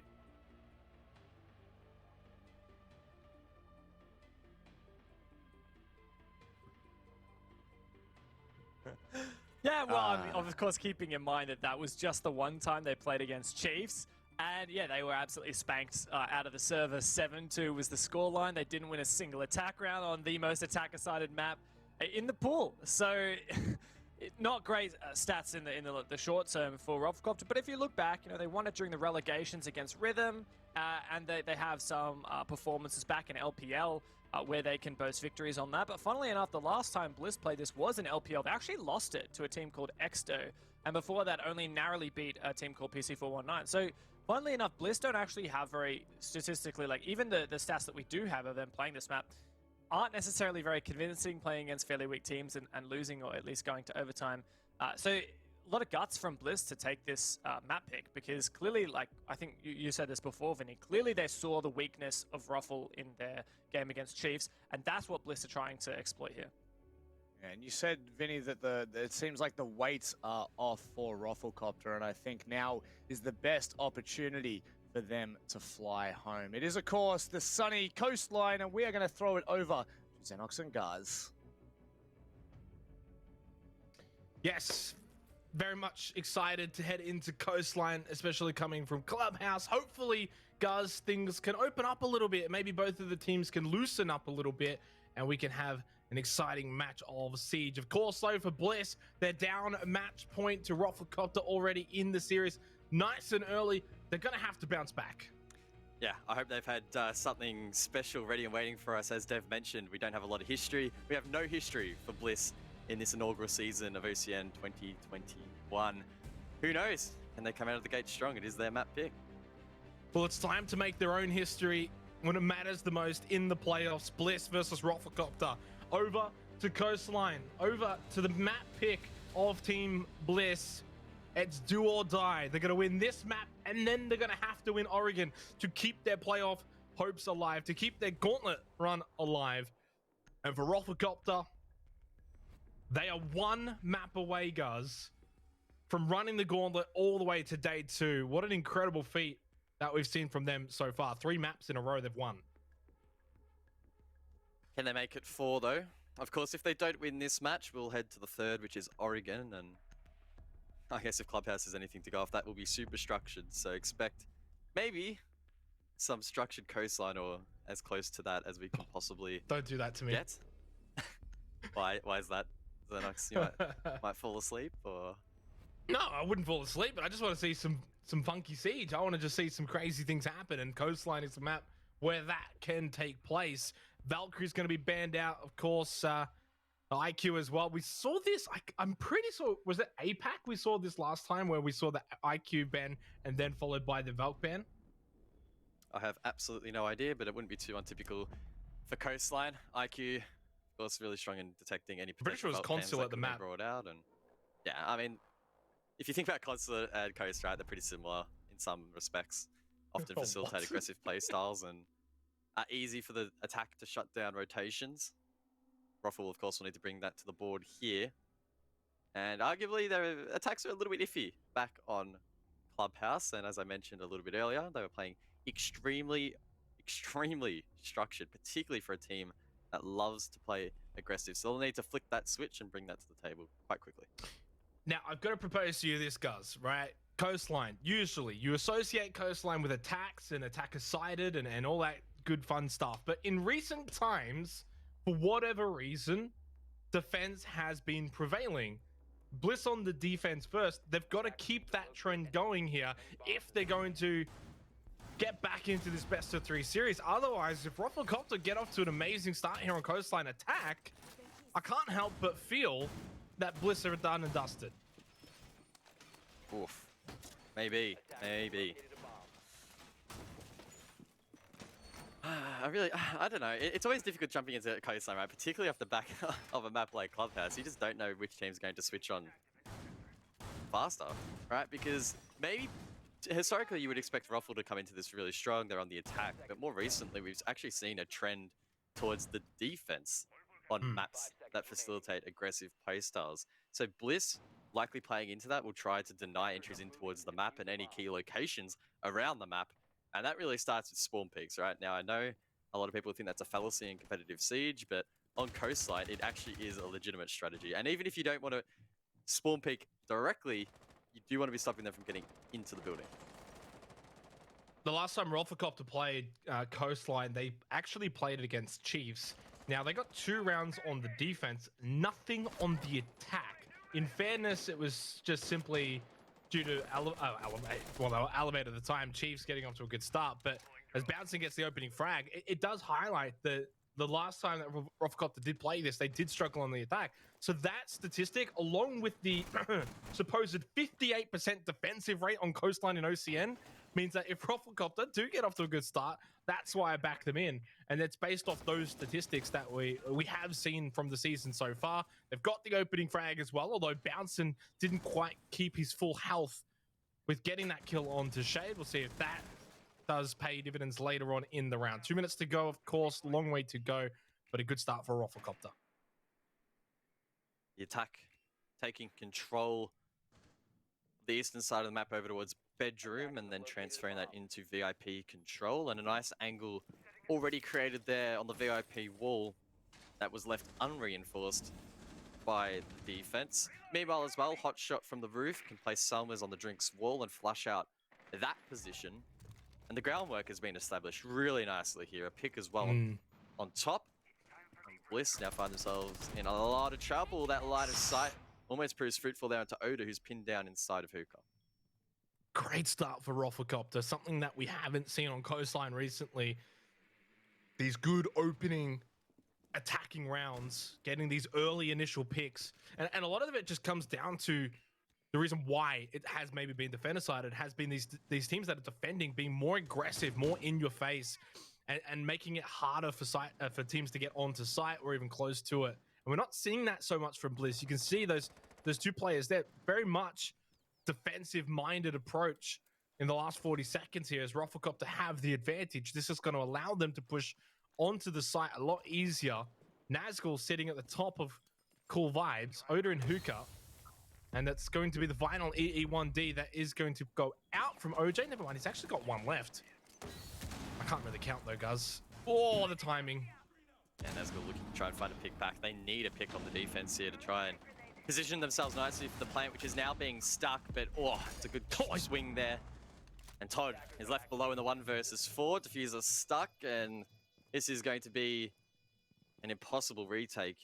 You would imagine time already beginning to trickle down, and I believe his position is known, definitely is now with the spray. Oh, is that Boydie? Yeah, probably. And OJ gets the final pick. Just the cheeky crouch spam at the top of Cool Vibes. Good start for Roflcopter on the board. Yep. I mean, jeez. I mean, would you be... I know Dev Marta's sitting there. He sees the 1-0. He sees the opening attacking round, and he's already saying, he's calling it. Roflcopter get a 2-0 here on Coastline. I need to see more, but it's good signs, guys. These are the signs that I needed to see from Roflcopter because they didn't win a single attacking round against Chiefs on Coastline. Now, that was a long time ago. So long ago, they weren't even the Chiefs. But it shows maybe how far Roflcopter have come in the season here into the gauntlet. Oh, look, yeah, I'm definitely not going to back you up on that point. Way too early to call anything, so I'm just going to run you over with that I didn't call it. No. I didn't call it. I'm saying Dev has called it. Ah. That's okay. We can make fun of Dev. That's a fun little side activity, and half the reason why I'm even here. Yep, thanks, Dev. Obviously, you guys at home can't hear what he just said in my ears because we are all in a lovely Discord call, but it was unfortunately not safe for work, so I can't repeat it. He said sunshines and rainbows, and I love you guys. You're my favorite custom pair. Kind of.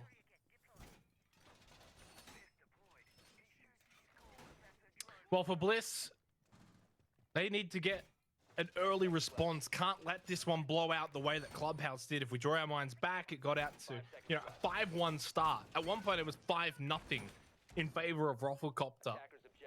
The same cannot happen here on Coastline. They need to get amongst it early. Start trading rounds back and forth. Even if RoflcopterGG get the odd round win, if you're going 1-0, then 1-1, then 2-1, then 2-2, that's fine. It means you're in the game, you're feeling it, the blood's pumping, the adrenaline is there. But if you're just getting whitewashed each round and run over by RoflcopterGG, it's going to be hard to get back into this series already being one map down as well. So need to start being maybe a little bit more aggressive here as the EE1D has been deployed by OJ. A lot of time on the clock here.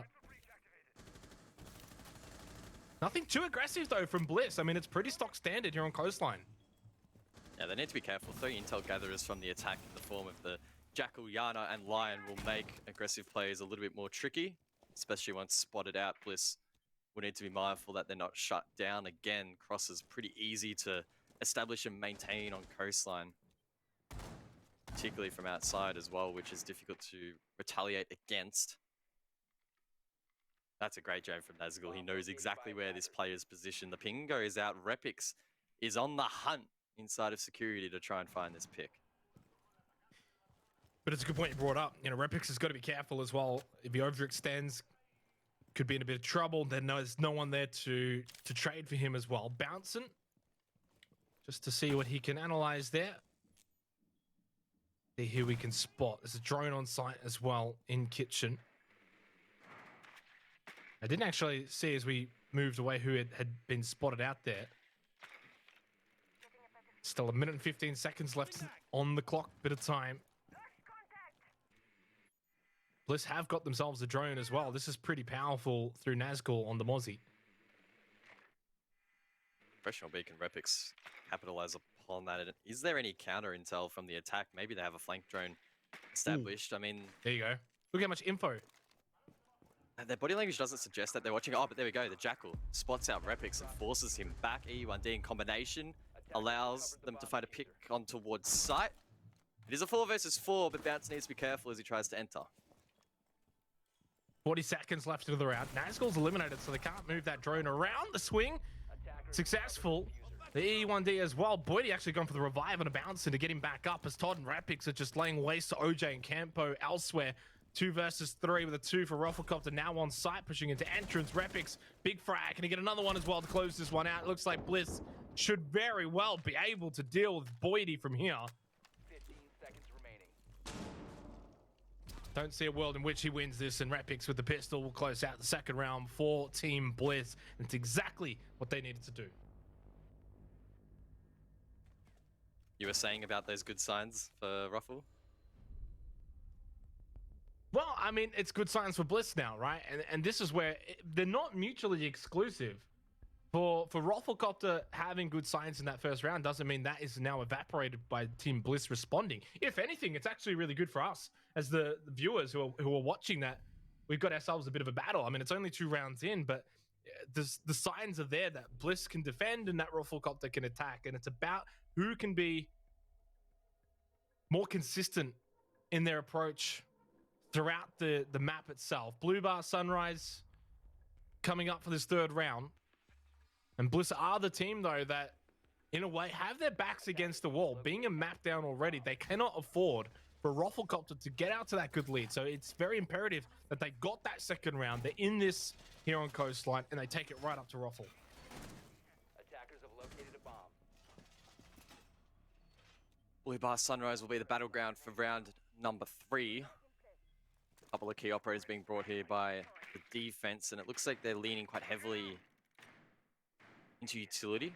Oda with the Sawyer Gates can deny projectiles and run-ins, of course. Repix with the projectile denial as well, and Todd with Vulcan shields can help to reinforce the side a little bit and establish key holds.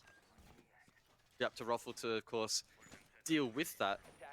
And they themselves don't have a whole lot of utility to counter it, right? They're playing heavily into the intelligence. Sure, you've got Campo, 2 nades, and I would assume the Gon 6.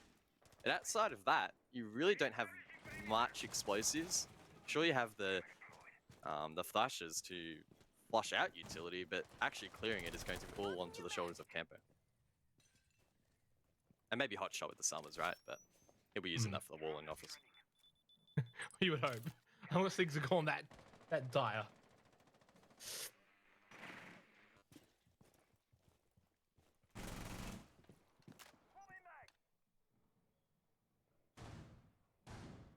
Bounce on the Jackal, so important in being able to displace members of Bliss.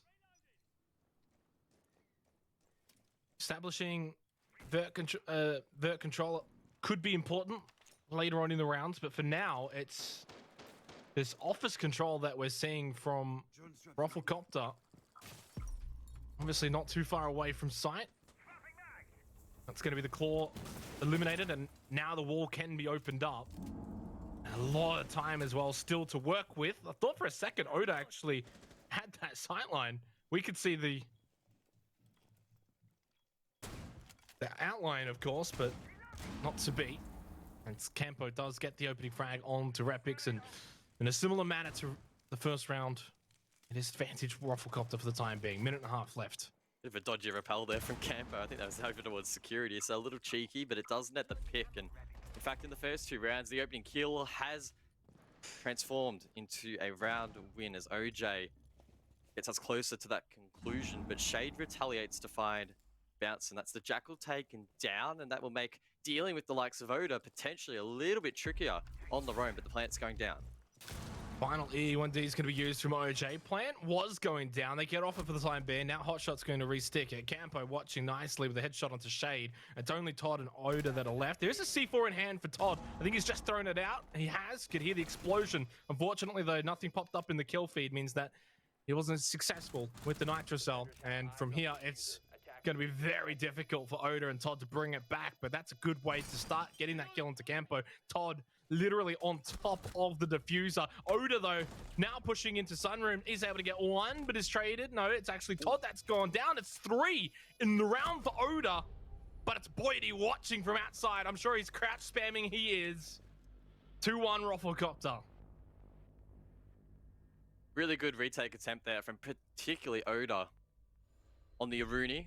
Was playing that lobby position, unable to really do a whole lot across courtyard, but as he transferred that control over towards security, he did find a couple of key picks, got it down to the 1 versus 1, but that site is very tricky to hold on, particularly, or to retake rather, particularly with that control of the blue bar window, and Boydie does of course make his presence known and finds that final pick.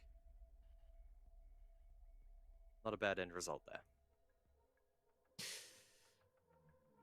And this is where it just goes back, and this is really what I want from the series. I want it to go back and forth. I want it to be 1 round at a time, and you know, Roflcopter get 1, and then Bliss respond themselves.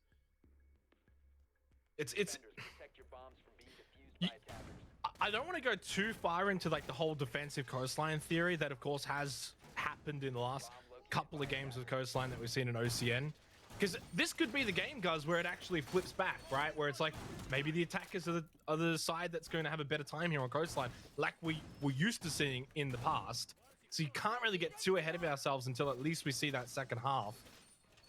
But for Team Bliss, if the trend continues where coastline, for whatever reason, has become defender-sided, at least in OCN, and they can't get rounds on the board, it doesn't bode well for them. So it's about responding as quickly as possible. You lose 1 round, get the next one. Keep fighting each round at a time, and I think Bliss have what it takes to extend this series. But good signs from Roflcopter so far on their attack. For coastline, they've been able to open up the sites pretty early on, getting a lot of kills, getting a lot of opening kills as well. Something they weren't able to do against the Chiefs, which was a while ago. The opening pick of increasing importance in this match. Again, in the first 3 rounds, the team that has gotten the opening kill has converted that to a round win.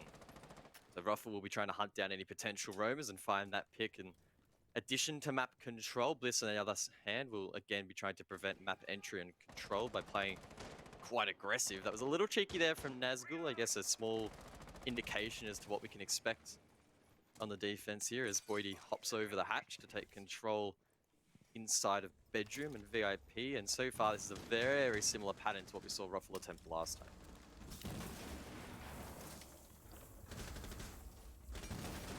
And this is when Ruffle are at their best as well, moving around, getting good position and control early on, being the aggressors, being the ones putting Bliss on the back foot. A lot of time remaining in the round. Bliss had a very slim opportunity through Repix there to get the opening pick. You can't really fault him too much. He had all but half a second in reaction time, but an opportunity nonetheless. Minute and 20 seconds left in the round. Still 5 versus 5. Roflcopter have got at least a bit of establishment. Oh, surely Shade's going to spot the gun. Shoots too early, though, without actually having to play and bounce, and will just punish Shade immensely there for the pre-fire into the barrel of the gun. It's been a rough one for Shade as he finds himself on 1 and 3. Todd, though, looks to retake the position and might catch bouncing off guard, but he switches at the right time. This would indicate that surely they have intel in this location. Wow. Bounce and capitalizes. It's a sharp shot to find the pick, and Ruffle are looking to try and steamroll Bliss in this round, but again, Nazgul retaliates to get it in the 3-on-3. So just over the last 30 to 40 seconds, we've seen those shots ring out. Now we're down to the last 35 seconds of the round. Bouncing half health. He's been in the battle trenches this round.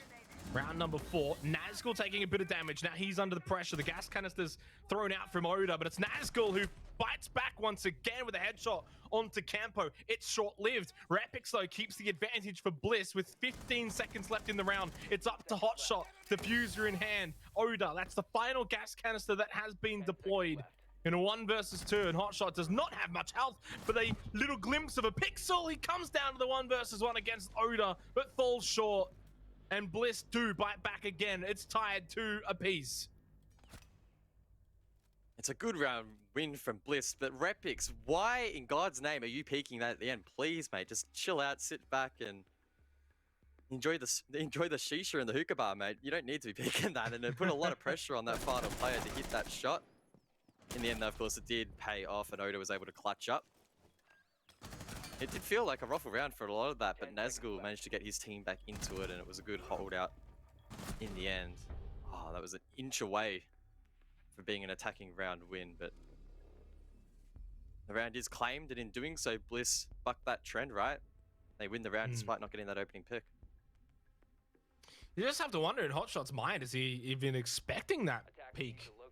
Like, sometimes you're just holding that angle, as obviously that's all you can really do in that position, because you're the one that has to go hunting, right? You have to go and get that kill. Is there really enough time? You know someone's in the vicinity, so you can't just sit and start planting. But for him to then swing and peek, that's almost a little bit off-putting in a way. You could clearly see Hotshot was not ready for that one. Good round from Bliss nonetheless. As you said, Nazgul, I think a big part of that, especially in the mid-section of the round when we were seeing those kills traded back and forth. Bouncing was the big player for me, though, on the side of Roflcopter, able to push in, get those picks, and have a big impact for Ruffle. And this is, though, now the time for Bliss to strike back. Roflcopter went up 1-0, then they went up 2-1. If Bliss now bite back, go up 3-2, and at minimum, at 3-3 half, they'll be feeling a lot more comfortable with the scoreboard.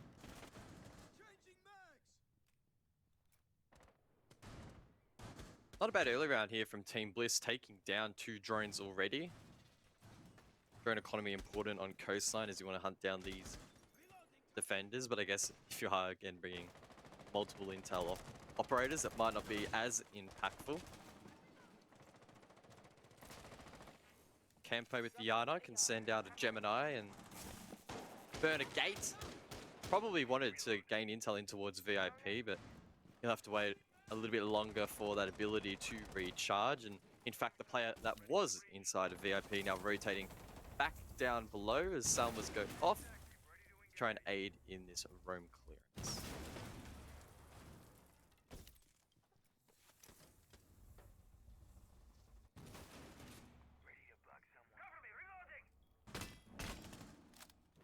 My eyes once again drift to Nazgul as the player to have an impactful round for Bliss. On that Mozzie, we saw one of the rounds he was able to, with one of his pests, get control of a drone, and then the next round was able to get 2 kills. Bouncing, though, it just continues to find these early advantages for Roflcopter. And taking out Repix of all players as well. It's a surefire way for Roflcopter to capitalize on this round. Shade taking a bit of damage too. And a lot of work has been done now on the second floor above the vert control. Shade though with the C4. That is at least going to slow Roflcopter down for the time being. Lots of lines of sight established above here for the attack to capitalize on, but they can't sit above forever, and Hotshot with the diffuser in hand will need to think about a rotation over towards kitchen window, or the more likely option of service door, depending on which way Ruffle decide to approach the site. Still not satisfied with the control above that they have. Bounson looks to apply pressure in towards lobby. Could have a battle with Shade quite shortly, but in the meantime, the plant might be coming through here. This service door pressure is immense.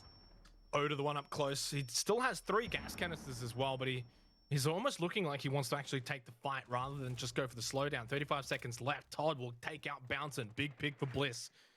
4 versus 3. And I think right now it's Bliss's round to lose the swing and the run out from Shade. OJ was watching though. Still, advantage Bliss here on out. Campo, does he have the Gemini active and can he throw it in there? Oda would be the one that would shoot it out. Oh, they're just going to walk in. I'm not sure if this is going to work out well at all for Roflcopter. Somehow, though, Campo with the kill onto Nazgul. Oda can't lose these, surely, from this position. He does not. Quick double headshot from Oda and a bit of a crouch spam himself as Bliss take the lead here on Coastline. Great work there from Oda to lock things down. Shooting through those metal bars at the best of times is tricky, but made easy work of that in the end. Cut through those final 2 attackers who were left and descended in towards the service door.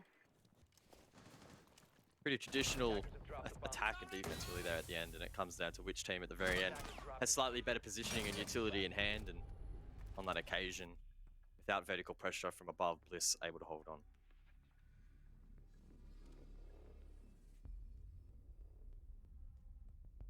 It's the first time as well that Roflcopter in this series are at a disadvantage when it comes to the scoreboard. They've been leading or tied since this best of 3 began back over on Clubhouse. So for the first time, Bliss in control. They also lock up at minimum a 3-3 half, which I think with the way that Coastline has been playing out recently, I think you're fine with that. I don't think you'd be too upset. If anything, maybe even happy to take 3-3 half. For Roflcopter, if they do go down 4-2 here, then have to go onto the defense. And if, you know, we go back to the days of an attacking Coastline, then Bliss surely are in the driver's seat. It is their map pick, and it would set us up for a best of 1 on Oregon if Bliss can close out here on Coastline. Long way to go still, though, but they're edge closer. Attackers must locate and defuse the bomb. Cheeky setup again here from Bliss, using Vulcan shields in and around site to fortify positions. Nazgul again probing for an early pick, and he gets it there onto Campo. That's 3 explosives, 2 drones taken off the board. Never mind the Geminis to gather intel as well. Ruffle will definitely feel that loss. And it just feels like the tide is turning a little bit now in the favor of Bliss. You get the scoreboard control. You're starting to now get opening picks. You're starting to really frag out, win a lot of these exchanges. And even like we saw in the last round, you know, the run out, they're feeling confident, just starting to feel themselves and really getting into this series. That's what I said before in Clubhouse. It's a marathon, not a sprint. One map is not going to determine the series. The beauty of best of 3. Long ways to go, though. They can't get comfortable.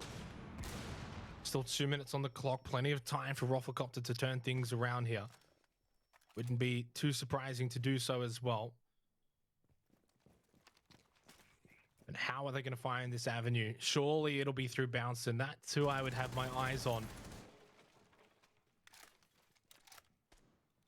Good control here from Ruffle inside of office. Provided they have their flanks covered, they're well situated to think about a plant, and they still have 1:30 left on the board. On the flip side, though, Bliss still has 3 C4s in hand, keeping in mind that one of those in the hands of Nazgul is a far way away from sight. And that could delay that plant from going down, and we may see Ruffle forced into baiting it out. Keep in mind as well, 3 gas canisters as well, still in the pocket for Bliss. So despite getting the wall open and having decent control, the plant will not be easy. Yeah, still a lot of work to do as hot shot with those Selmas will open up the sight lines between the two sites. Nazgul, though, has been eliminated by Boydie up above. That is a crucial pick for Roflcopter. EE1D, now's the go time as well, although the gas canister just going to deny Hotshot from making his way in. So it's almost like just trading the E1D for the gas canister. This time, Hotshot just slowly makes his way in. Gas canister once again thrown. That's going to get Hotshot off of it. He's not going to stick that. He's actually going to drop it for OJ, and OJ may have to be the one that goes in and gets this down. There's going to be one gas canister remaining for Shade. Lets it go now. The E1D. Right. Are they going to be able to capitalize? 20 seconds left. See how it ends. Todd, he's sitting and waiting. If they go for the plant, surely he can swing wide and find this pick. He'll hear the plant go down. Just needs to bide his time. Countdown to 7 seconds. He swings and finds the pick. Bouncing to trade one back though, but look, 5 seconds left on the board. Hotshot needs to stick this pick. Todd still close by, is taken down. Oh, he's down! Shade and Repix to try and clutch up, and they hold on. They protect the bombs, and they take the round to close out the half.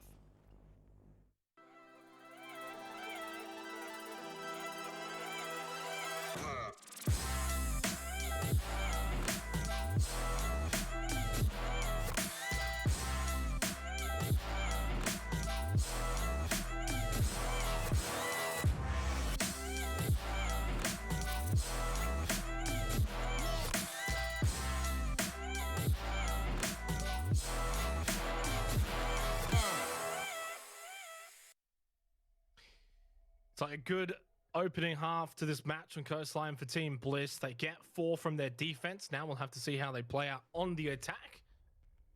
And this is really as good a time as ever to now see, is Coastline still defender-sided or attacker-sided in some way?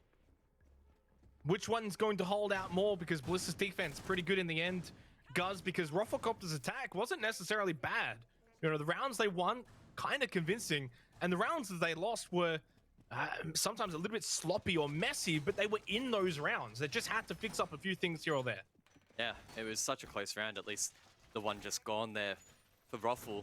They allowed Todd to get in a really sneaky position and basically dislodged that entire effort. Outside of that, they got the wall open quickly and they bled the smokes with relative efficiency. Just in the end, one small mistake was enough to cost them the round. Fortunately for us, though, we get to see a repeat of this objective straight away. Roffle attempting to right their wrongs and get a defensive win on the board here in Blue and Sunrise Bar. I wonder if Bliss will push from off the side. I guess the one key difference here from the attacking lineup is Todd actually electing to play Amaru, and I guess even alongside that, Oda on the 0 too.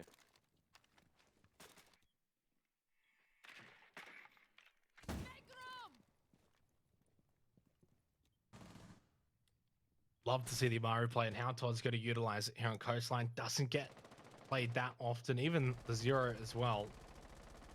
But like this from Bliss, electing to play the unconventional, and it may just throw Roflcopter off. Of course, they've got to capitalize. They've got to make the plays themselves. Most importantly, they've got to flush out player above in billiards.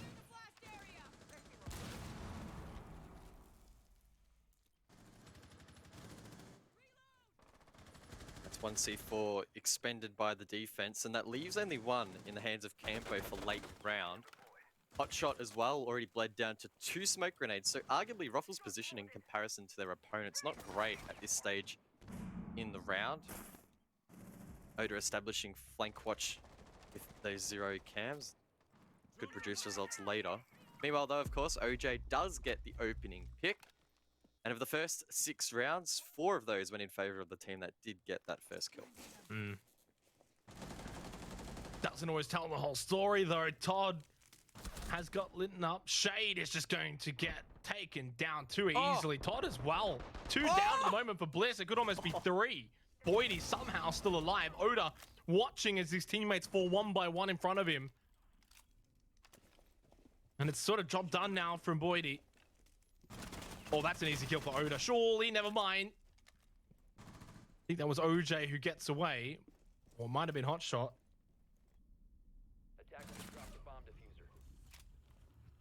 hard, hasn't it, Nazgul? Left in the 1 versus 4. He treads lightly in towards Billiards, knowing that the diffuser's dropped over towards Vars. He might not know that Boydie's there. Oh, hits a sharp shot, though. Maybe if he picks up Todd, 2 this is versus winnable. 3. Maybe. Keep in mind that as Todd gets picked up, he'll be low on HP. Nazgul will need to do some heavy lifting in this round if they want to stand a chance. We've seen some crazier things, and OJ is quite low on health as well on the mute, so not impossible. Hotshot even taking a lick of damage. Nazgul, who was already quite low on health, taking a bit more from that Sawyer gate. 10 seconds left, the rotate, but I think time is going to be against him more than anything, and now losing his partner in crime in Todd. Nice catch onto Hotshot, couldn't quite get the second though. OJ will close out the round for RoflcopterGG, and a good opening defense in the second half of this match. A stark contrast in attacking philosophy there from both teams. We saw in round number 6 from Roffle, they went for a full office clear and opened up the wall, played quite slow to try and bait out utility. On the other hand, though, Team Bliss in the round just gone, playing aggressive above, trying to desperately find picks inside of Hookah and being absolutely torn to shreds there by Boydie, getting a nice 2k, almost 3 in the end. Roffle do, of course, hold on to take the round despite a valiant effort there from Nazgul. And they live to tell another story, I guess. Hookah Billiards will be that next chapter. Defenders, protect your bombs from being defused by attackers. And it's a good start for RoflcopterGG on the defense. And tell you what, I would probably be really nervous if RoflcopterGG win this round. For Bliss, it would start to indicate that defense coastline is still in the trend. And it wouldn't bode well for Bliss. And kind of like the first half, this is almost like identical scenario where, you know, RoflcopterGG got the opening round and then Bliss had to respond, and that went on for a little while before Bliss pulled away slightly. And it basically needs to happen again here if they're going to kill off this map and send it to Oregon. Otherwise, the defense, I'm feeling it, guys. I'm feeling the defense on coastline again playing the large role. Now, look, I don't want to get too excited about this castle setup, but you boys, maybe not you specifically, but definitely know that I absolutely adore this castle setup and adopted him. Oh, Amaru, Todd, where was that? Okay, I thought that might have been straight to Hookah window, scared me. But back to the topic of the castle setup, of course, one placed on the Aqua double and the extension with the shield to try and hold that part of the map.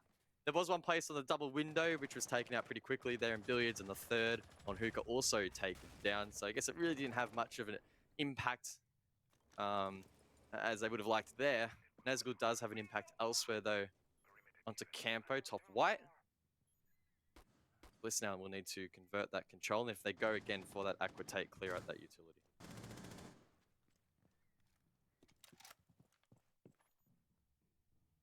You mentioned that trend before as well. Opening kills in this match so far. Usually a good sign, but it doesn't always mean everything. Boydie able to get shade. Bouncing was actually downed though. Will be risky, but can get brought back up. EE1D going to be utilized now from Oda. Nazgul at the balcony. That's not going to be a fake alibi. It's the real one in OJ. Gets the kill.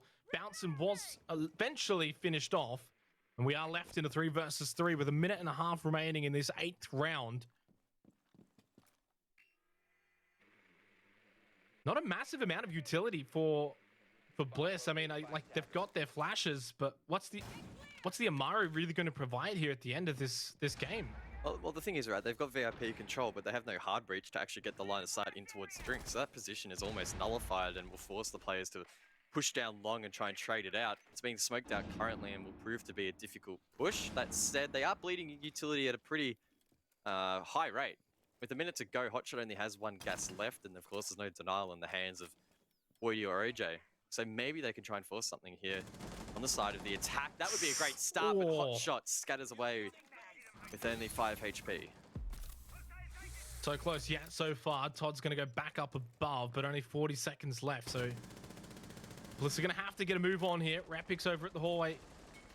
Oda in VIP. Todd still just trying to put pressure on Hookah, but it's RoflcopterGG who are prevailing at the moment. If Hotshot hadn't gotten lit up before, I would have sensed that Roffle are in the best position, but considering how easy it will be to take down Hotshot, there is a big chance for Bliss, provided they can deal with him over at Cool Vibes. Boydie watching now from Hookah Lounge. He gets swung on. The push from Oda, successful, but it was Hotshot at Cool Vibes who got the trade, at least by getting Repix. So it's a 1-for-1 trade in the end. OJ having to stick the diffuser. OJ in the 1 versus 1 stops that play. And a swing! It's OJ who wins it though! And Roflcopter get 2 rounds in a row to tie it up 4-4 on Coastline. A sharp shot there from OJ in combination with some discipline to close that out. The first shot tied perfectly, and he holds on to live another day by finding the second. Scorelines now 4 apiece, and it finally feels like we're warming up to a close series.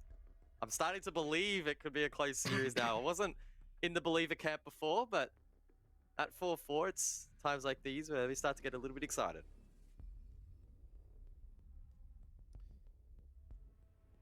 So that's now 6 out of 8 rounds, guys. Defender-sided wins. 6 out of 8.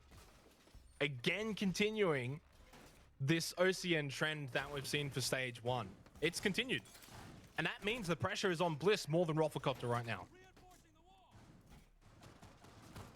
Yeah. Wow. Guess how the tables can turn quickly in a game of Siege, right? And Roffle, if they win this, they close out the series. It would be a 2-0 victory in the end. It would be a fantastic performance from them, and would see them make it into tomorrow's matches. Who knows, I guess, how far the road can go for them. Tomorrow, will, if they make it, will be what some have said could be the hardest opponent, right, in Chiefs. So this is the warm-up that they needed. Still a long way to go, though, and they need to close out this map. Oh, Todd, he's going to send it. Let's go. Yep, send it straight into Kitchen, but Bouncing's ready for it and shuts that down pretty quickly. Campo, though, is eliminated back in return. Repix low, Oda's low as well. This is rough for Bliss right now, but they are hitting their shots. Are they hitting them? Indeed, they are. Bouncing, those got 3 for the round. Left in a 1.5. It's a 1.5 because Repix has basically no health. Oh, Shay just not watching the right angle. It's a quad. Bouncing can get all 5 to win the round single-handedly for Roflcopter. And we've still got 2 minutes and 14 seconds. Repix is low on HP. He needs to try and stick this plant. What intel He's no idea. does Roffle have on the site? It might be limited, so Bouncing might be in a tricky position here, but with the HP advantage, you would have to back him. Smart play from Repix there establishes some intel over towards Pebbles and can hold that long angle as he tries to stick the plant. He baits it once. Bouncing is in a prime position to try and retake and site. he just continues to edge closer, which is pretty not the best for Repix Oh, no. here. He saw him. Oh, he pinched. He's pinched in there.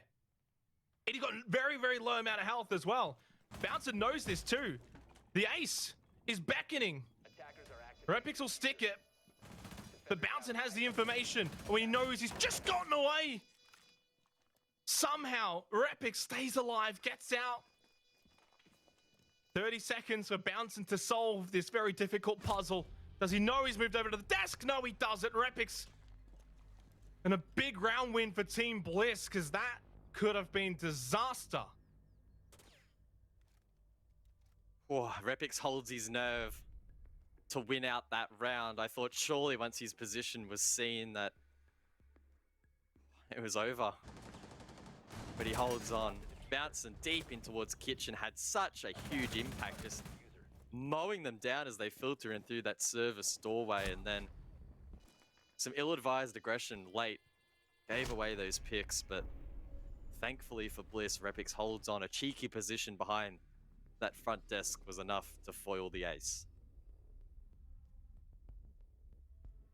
Yeah, not just the ace, but obviously winning the round for Bliss. That matters more than anything. The ace does. The ace is an afterthought. Who cares about that? It's the fact that Bliss have won this round. They edge close to the match point. Of course, the beauty of the playoffs and the gauntlet is this, this theme that we had in the regular season about, 2 points, 1 point. Oh, that's gone. It's just about winning. Whether you win in OT or whether you win in regulation, it's all the same. Winning is winning. And Bliss edge one round closer to doing just that here on Coastline. Roflcopter, of course, not expected to just get the clean sweep on their defense. Bliss were always bound to get one or two, but it's about not making this become a habit. 5 seconds to go. Change up here from Ruffle on the defense, trading out that castle for the Aruni. And honestly, I wouldn't have minded seeing the castle get stuck as a really hard counter to any potential Amaru plays, but I guess on the flip side, those castle barricades were cleared really easily. Didn't really burn much utility in the process, so 6-1 half a dozen really in that regard. Maybe with Sledge off the board, it would have been wise to bring him, as it would have actually burnt utility if they want to try and hold above aggressively, but who knows, maybe we'll see Ruffle default back towards site a little bit more heavily, of course being Blue Bar and Sunrise. OJ inside of security though, posing a threat as the attack takes control of office.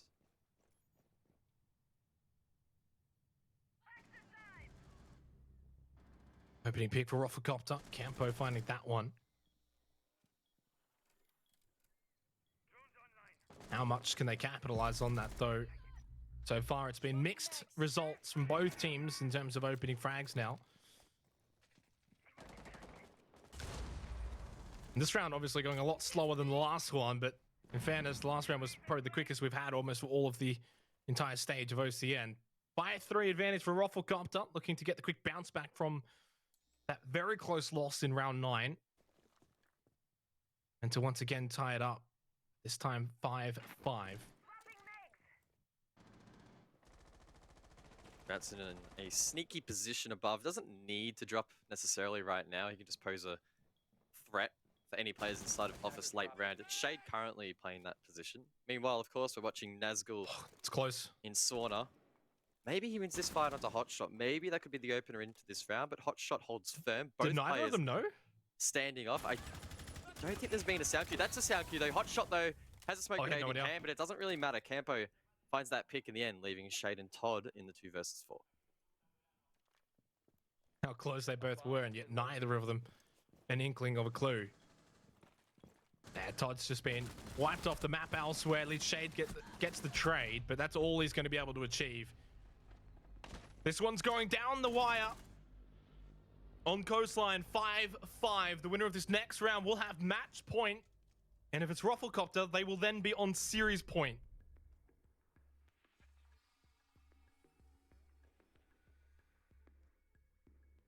What are Bliss going to do here to change things up? These attacks have honestly not been the greatest. And it hasn't even felt like a case where Ruffle are finding ridiculous picks off site like you might expect on Coastline to try and get that opening pick. For the most part, Bliss are trying to take pretty regular map control and are not really having the throughput that they would like, leaving it in these awkward late round scenarios which aren't obviously favorable on the attack, especially when you haven't cleared that roam clear or established and maintained decent map control. Attackers need to locate and defuse bombs. Maybe this will be the change of the tide though, as we head over towards Hookah, I believe. I just don't see it happening. Ruffle, for the most part, look cleaner. They just need to close it out. Maybe they could have troubles closing it out, and that could cost them like it potentially could have in the previous map. I wonder if it would have been a good idea for Bliss to actually have their attack time out here coming into this round. They didn't obviously elect to do it, but rather than doing it after the fact, if Ruffle win this round, get match point, you kind of assume, right, that Bliss will call their attack time out. 5 seconds to go. That's the expected result, but maybe you get on the front foot, you go in early and you say, okay, what can we do to get match point here? Force at least minimum an OT position. They don't elect to do that. Both teams still have their attack timeout. I would have to imagine whoever loses this round surely calls it. You would think so, right?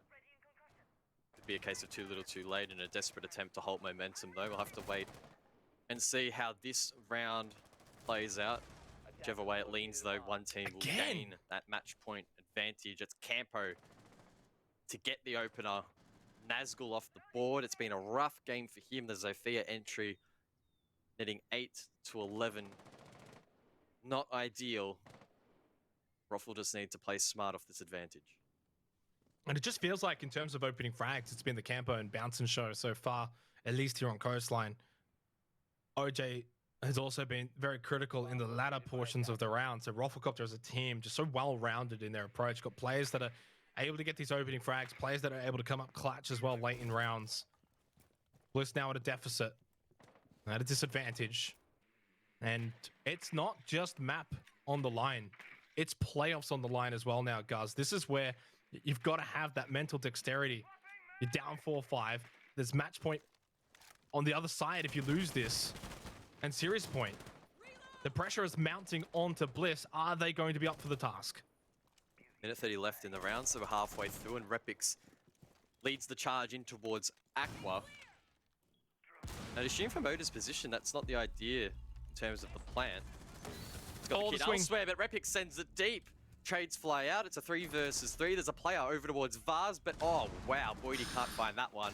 It's Campo and Bouncer now left to try and retake the site, but Oda still hasn't been able to get in and get that plan down, but never mind. He shuts down the rotation.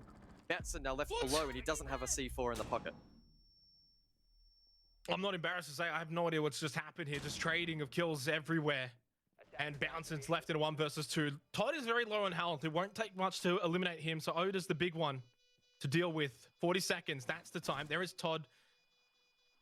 Just sitting in billiards, looking towards Cool Vibe. Oda repelling outside hookah window. Oh, he's not going to know. Yeah, he's dead. There's no way Bouncing's going to check behind.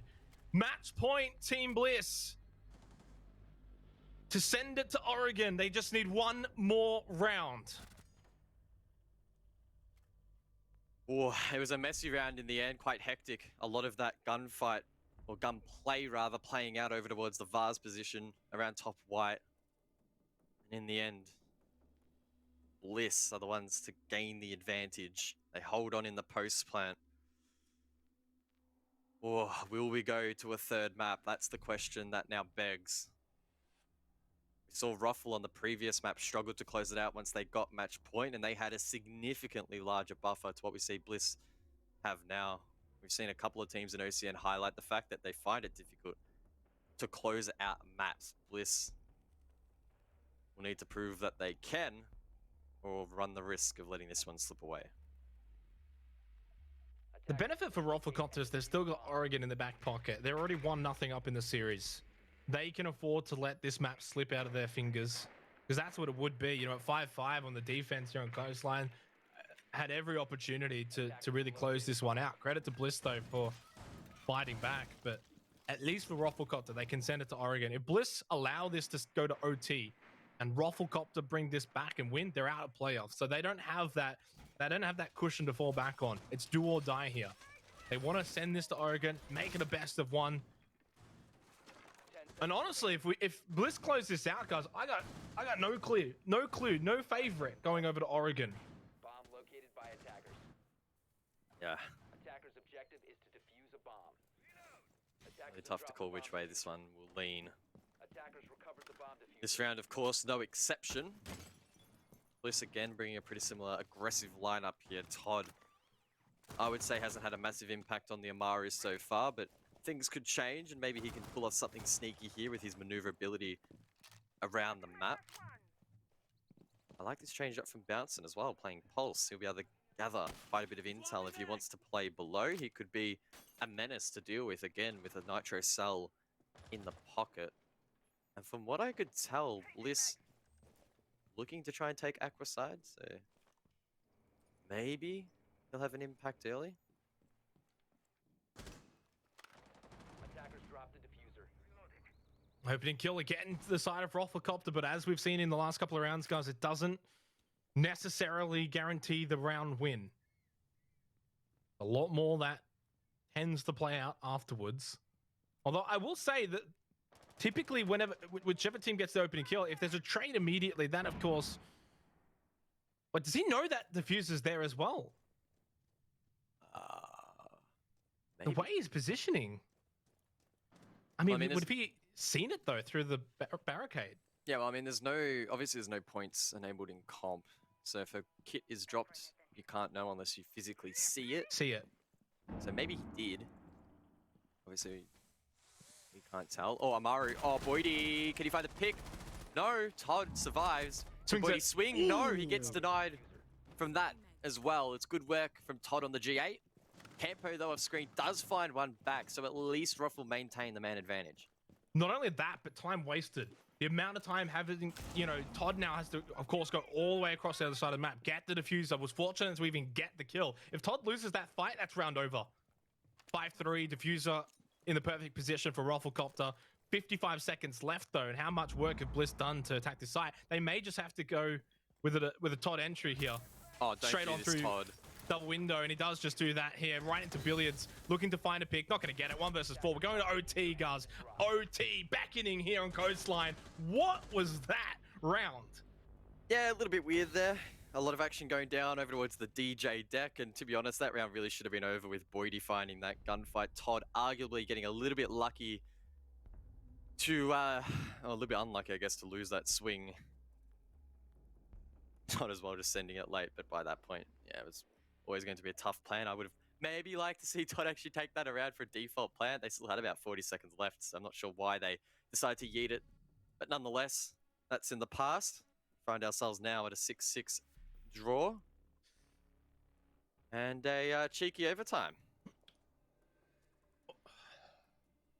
I'm just going to say this as well. Whoever usually wins the opening round in overtime tends to win the map. It's a really weird way of saying it's like almost one round matters more than the others. Like, and it obviously doesn't work like that. There are exceptions to the norm, but for whatever reason, we've seen a way more 8-6s than 8-7s. So this first round is so important, especially with RoflcopterGG on the attack. And we're seeing again that, you know, defenders are having an easier time on Coastline. So if Roffle win their attack, go over to the defense. Hard to see them, hard to envision them losing this map. And of course, then the series would go the way of RoflcopterGG. So hold on to your pants, because it's nervous times for Team Bliss fans. It's overtime. It's almost series point for RoflcopterGG if they can win this one. Kitchen here, picked by Team Bliss. Again, Roffle bringing a heavy emphasis on intel gathering. We saw it previously in the first half, remember? They love to bring that Jackal Yana line combo, and it did prove to be quite successful in gaining map control quite early and quite efficiently. I don't see any reason why they wouldn't change their approach here, and that early sign from bouncing over towards Aqua would suggest that will be the play. That said, it isn't exactly free real estate. A couple of defenders are holding above. It's Todd and Shade, two of the veterans of the scene, holding hands at the top of White Stairs. Of course, they're looking to push back and resist this push from the likes of Master and VIP. Oh, that was not the Gemini, by the way. That was just straight up Campo running deep into Penthouse. He just gets lit up. And on top of that, they've just lost Bouncing as well on the Jackal to Shade. Perfect start for Team Bliss in the overtime defense. Getting one kill and almost making Campo a non-factor. Nice line of sight there from OJ. He can hold that if he so desires and prevent any crosses in the sight from the defense. Burt being established above here by the attack. Ruffle trying to displace those defenders down below. A lot of the floor above. The side, of course, is destructible, and players inside of service, we could see them grouped up, will be under the pump quite quickly. They try to retaliate with a C4. What can Boydie do? Oh, Shade does find the pick. Why? And leaves it nothing on 5. Well, that was very aggressive from Boydie, looking to I mean, obviously he's looking to find the kill on the player through that C4, but by opening up that sight line, and they already had an idea of where he was, they capitalized on that. Campo does get one back at least, and considering it's on that low health Yana, makes something from nothing just about. 55 seconds left in this first overtime round. It's looking good for Bliss, and I struggle to see how RoflcopterGG are going to win out. That was the Gemini taking out the Sawyer Gate. Now the EE1D. OJ, big kill onto Nazgul. 3 versus 3 now. Repic's pushing back onto site. Shade and Todd just outside in lobby. Todd watching White Stairs. 35 seconds left. Can Roffle somehow steal this round away, Guz? Good control above, but someone needs to drop to try and get this plan down. In fact, all three players will stack at the service door. They'll funnel in, and surely Bliss can just shut them down. That would be the play, right? But it's easier said than done sometimes. 15 seconds remaining. And I'm pretty sure Bliss are actually in a good position as well to counter this. I mean, Repix is just going to swing out. He's got Shade as well. You never really see that funnel work out through service door. OJ just gets, yeah, too easy in the end. It's now match point once again for Bliss. Second time might be the charm for them.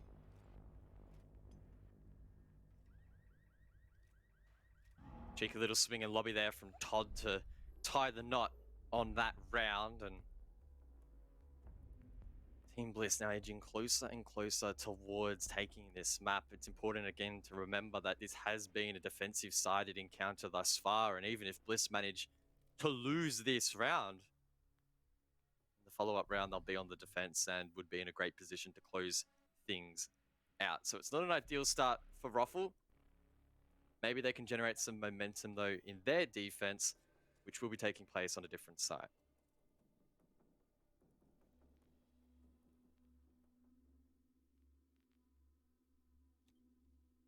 Well, I mentioned before that teams who usually win the opening round in overtime go on and win it 8-6. Roflcopter now have to win the next 2 rounds in a row and buck that trend. They're capable of it, and they're playing as if they can do it. You look at the KDA's guys, and you look at Campo, Bouncin, OJ. They're all having really good games. You definitely don't want to count Rofl out, especially now on this defense as well. The one thing that I'm looking for here is just straight up the opening kill. Roflcopter on their defenses have found their way of getting these opening kills quite easily and quite often. If Bliss make it 5 versus 4 early in the round, look to Bliss to close this out and send it to Oregon. Aggressive setup here from the defense at Drinks. 3 ADS devices being used to cover that shield. I guess Rofl are expecting Bliss to take from the VIP side. That said, the attack hasn't brought any hard breach, so I guess that line of sight won't really be a serious threat. I think it was Bliss last time, right, that did take that position despite not having any hard breach, so we'll have to wait and see. I would assume with this setup that Aqua would be on the cards here, maybe some pressure from the hookah balcony double window. Who knows though? It's been a bit of a funny one so far. Hot shot down below inside of Sauna. Could be pressured quite soon here. It's Nazgul on the Zofia.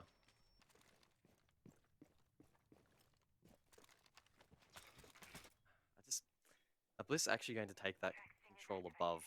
So far, it hasn't really felt like it. I thought maybe again, hookah bell could be a point of interest and that double window as well, but very horizontal so far here from Bliss. Might just play into the hands of Roflcopter, especially as the round gets later and later. And if Rofl can find this opening pick at some point as well, it will spell disaster. Can I just mention this? Unless they're out of drones. There's a minute and a half left. They got no drones, cuz. What? There is literally 0 drones left available for Bliss with a minute and a half left. Bouncing with the opening pick as well. Diffuser down. I mean, those last 3 things I said, all going the way of Roflcopter. Bliss are on the ropes here in this round.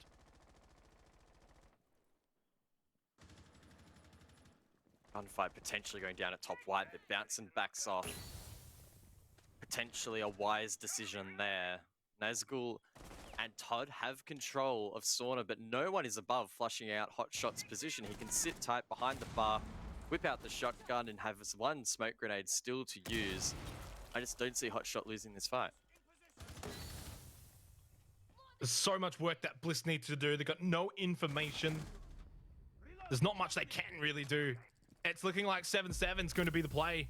EE1D, Todd repositioning above on the roof, but do you even have time for this?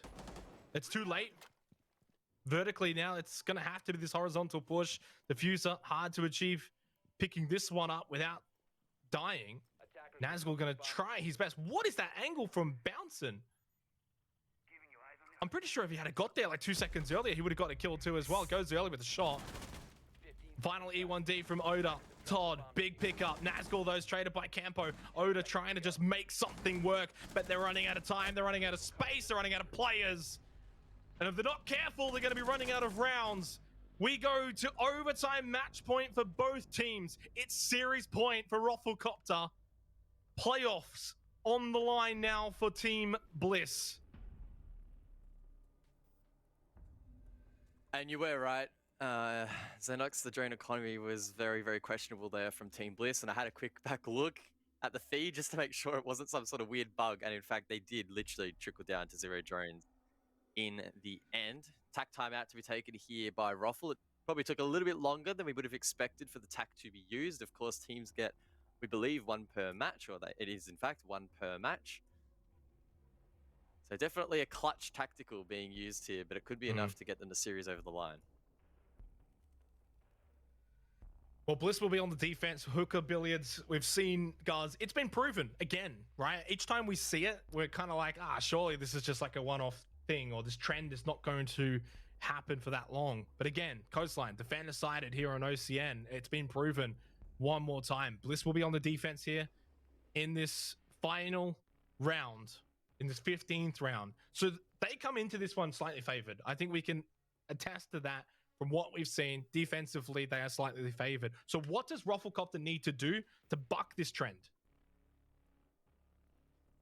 Oh, I think they need to lean into their information gatherers and playing off that, right? I've mentioned it several times now, right? They're bringing the Yana and the Lion, and they were on occasion bringing the Jackal, which they're not doing on this time, but it doesn't felt like they're actually converting a lot of that intel into frags. Outside of that, the key thing, and you can't really pinpoint it down to just a specific thing, but they need to be finding the opening pick, right? The history has shown us that on most occasions, if you get the opening kill, you can close out rounds. It's been tough. It's easier said than done, like I said, but that trend has, again, continued in overtime, right? Shade in round 13, got the opening pick, and Bliss took the round. Bouncing, the round just scored, found the opening pick, and Rofl won the round. So somehow, Rofl need to get themselves in a position where they can get that first pick and punish Bliss for the mistakes that they could be making off-site. I'm just going to ask you guys, who wins it? Who are you feeling right now coming into this final round? Bliss? Yep. I have to say Bliss as well. On the defense, if they were attacking, I would have said RoflcopterGG on the defense, but alas, we are, of course, seeing a Bliss defense, which would then send us to Oregon for the deciding map. Bouncing balls, have to give full credit to him and Campo. 16-11, 16-9, those two have been so instrumental for RoflcopterGG. They're going to have to be instrumental again here on the attack for Rofl. Whereas the side of Bliss, if you look at those KDAs, guys, it's as even as you can ask from a team effort. Yeah. Very consistent spread there for Bliss as the first of the E1Ds fly out. This is the intel they need to be playing off, and they did it. Boydie, he gets the opening pick. I have no idea why Nazgul is prone in the middle of Hookah, but nonetheless, he gets punished, and Rofl get themselves in a really nice position. What is Nazgul doing there? Will it come back to bite Bliss? 8 and 15 for Nazgul. Out now for the count for the rest of Coastline. Not the best showing, but maybe if his teammates can send it to Oregon, he can repay the favor later. Rofl, 2 minutes on the clock to capitalize now on this advantage, to send them into a massive battle tomorrow against the Chiefs. So much work still to be done, guys. And Bliss, though, quite stagnant on their defense, not looking to get too aggressive, not looking to make anything happen, and just allowing Rofl to open everything up. Campo at the bottom of Cool Vibes could apply pressure here. Still has 2 grenades in hand that could be used to lob over the stairs into that position next to Vase. I believe it's Todd in that position. He's had a solid map so far and could play a pivotal role in holding on. A lot of pressure from this northern side, and there we go. There's the nade. It's not quite enough to find the pick as Todd runs away at the perfect time. He'll be low for the remainder of this round as Bounchin finds yet another. I think this could be job done by Rofl. They just need to convert the plant. Upside down rappel, successful. Todd low. Still 7 drones available as well for RoflcopterGG. But speaking of numbers, it's the numbers on the side of Rofl. Oda and Todd, the last 2 alive for Bliss. Maybe to keep Bliss in the playoffs, they will have to go nuclear They will have to have a monstrous effort. Todd from below will push up Cool Vibes. They need a pinch. Oda can't win his one. Now in a 1 versus 4. Todd can't get it done from Cool Vibes. Roflcopter are running the gauntlet. And they will get past Bliss 2-0 and set up a match made in heaven. Day number 2 against the Chiefs. Hard-fought victory. Bliss are out of the playoffs. Rofl are just running the gauntlet. They're sprinting it. 2 back-to-back 2-0 victories sets themselves up very nicely for tomorrow. And I'm sure the Chiefs and maybe even the Knights are sweating just a little bit. What a performance there from Rofl, and they close it out in a strong fashion. And I have to say, guys, you know, a lot of the boys on the predictions have been siding with Roflcopter. I haven't. I actually tipped Order and Bliss, and I've been wrong both times. But I'm still going to tip Chiefs tomorrow. I'm happy to give that secret away. But full credit to Roflcopter. They're running the gauntlet. And I tell you what, if they beat Chiefs and send it to a grand final matchup against Knights, that's going to go down as one of the most historical playoff runs in Siege OCN history. I mean, in just any OCE Siege history. Yeah, I think already they've done a really incredible job just to beat Order and Bliss. I mean, let's not forget they are not pushover opponents. They performed relatively well throughout the regular season. So that alone is a success for Rofl. Anything from here on out, I would say, is just bonus points. Chiefs and Knights are honestly on a whole nother level. So if Rofl can even maybe get those series or one of those series to 3 maps, that alone would just be honestly incredible for a team that only just joined this league, right? Remember, they joined through open qualifiers, and they are making a huge statement in stage 1. They've already made that statement, and as you said, from here on, it's really just bonus brownie points for them, because at minimum, Rofl will finish, what is that, 3rd now? At minimum in the playoffs. So congratulations to them. Commiserations to Bliss. They couldn't get it done. They got swept aside 2-0. And as I said before, it sets up a massive play date tomorrow, Chiefs versus Roflcopter. But of course, before we say goodbye, we'll throw it back over to the desk and they can finish off the rest of the show, boys. Well, still undefeated. Roflcopter have gone 4 maps straight in the gauntlet, and as we have referenced from Xenox, they are running the gauntlet, Dev. Yeah, it's really exciting for an underdog team to finally step up there, and you know they've guaranteed now top 3 in OCN, which is pretty amazing. In fact, I don't think we've ever seen a team come from open qualifiers and have such a successful run. So it's really exciting for a team of underdogs. Yeah, and it hasn't been that easy, in all honesty, Vinny. There's been a couple of close calls in the Order matchup, and now against Bliss. Yeah, I think to be completely honest, it can sometimes be a bit tough to play your best Siege against a team like Bliss. Just from watching the match as it played out, there's some super unorthodox, strategy involved, some super unorthodox pushes. And it can be tough to really show your best Siege, but they grinded it out and got the dub. And Dev, we were talking in the background about the attacks on Coastline. I mean, we generally talk about Coastline being attacker-sided, apart from in Oceania, apparently.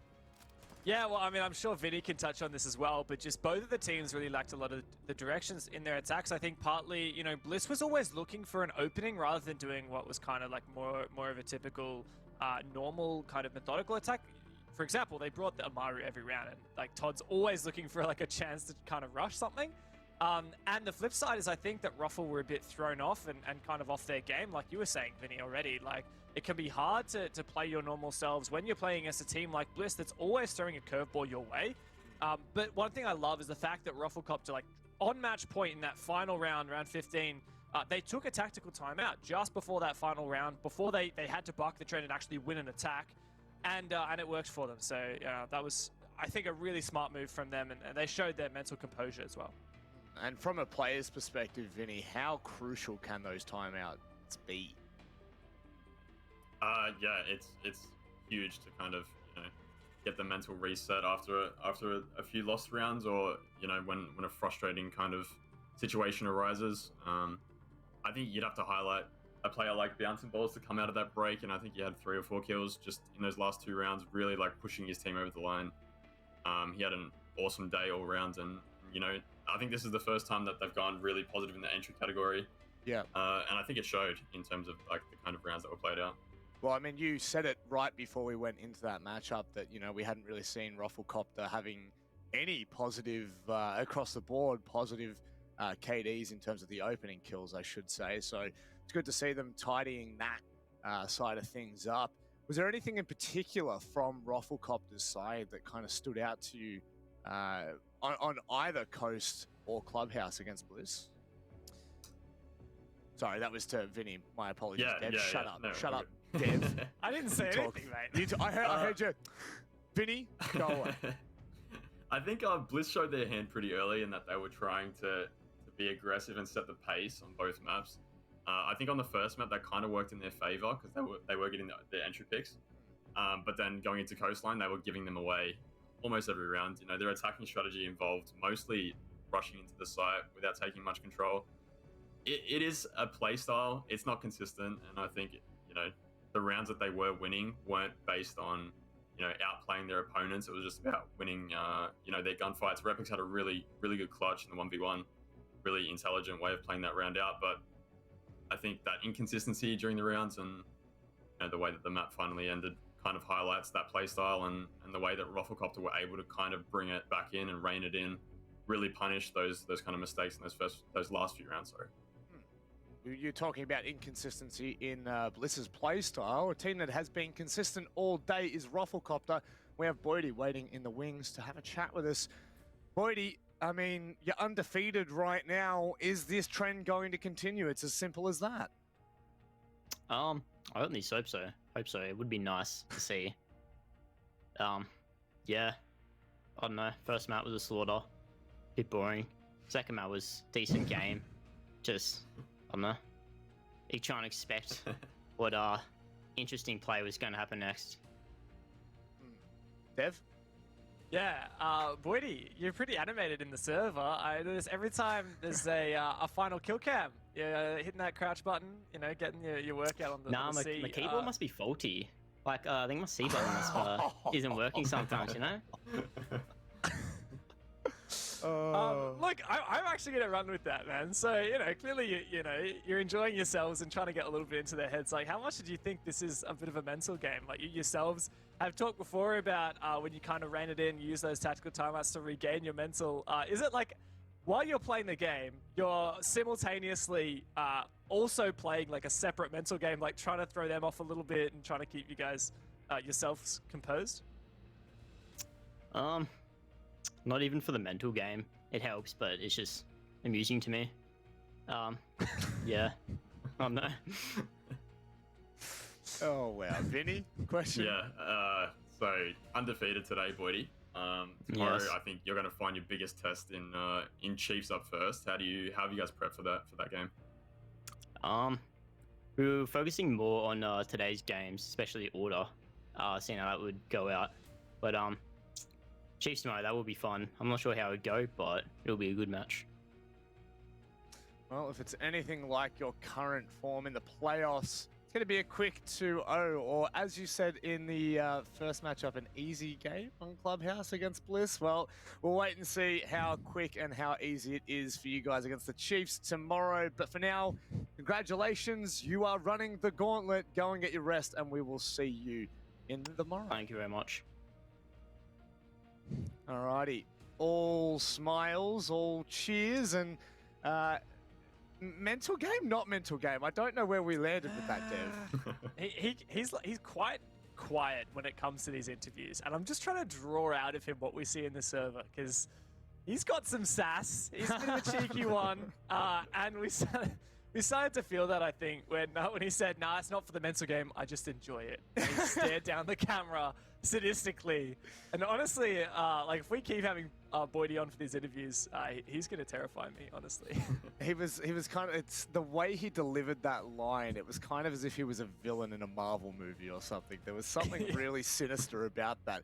Funnily enough, Marvel Chiefs, there's some kind of connection there. Who knows what's going to happen? Let's have a look at the bracket, of course, and see where we lie after today's matches. And I mean, Vinny, In all honesty, I actually think you went Order and then you went Bliss. So you're on the Xenox train right now of terrible predictions. What on earth? I mean, in all honesty, these have been some pretty impressive games from Roflcopter. Yeah, I told OJ before the game started that I was always going to bet against him, and I'm using that as an anti-caster curse at this stage, off the back of what Xenox is doing right now. But I think tomorrow, this matchup against Chiefs will be their biggest test. I think Chiefs are the most informed team right now. Yeah. On the back of what Fisho's kind of brought to that team, they seem to be the most structured and the most kind of adaptive to what's going on during the rounds. And I think Roflcopter will struggle a lot more tomorrow in that matchup than they have today, for sure. Yeah, dangerous matchup, Dev. That's no doubt about it. Yeah, definitely. I think there's no doubt this will be the most challenging game Ruffles had. And it's funny, Vinny, that you say you favor Chiefs actually to take the whole tournament, because it does beg the question, right? If Roflcopter can beat Chiefs, who's to say they can't also take on the Knights? Of course, we'll get to that tomorrow. It is a big game. And funny little thing that you mentioned, right, Rob, with Boydie looking like a Marvel villain. Well, obviously Chiefs is sponsored by Marvel, so maybe Roflcopter could be their villain.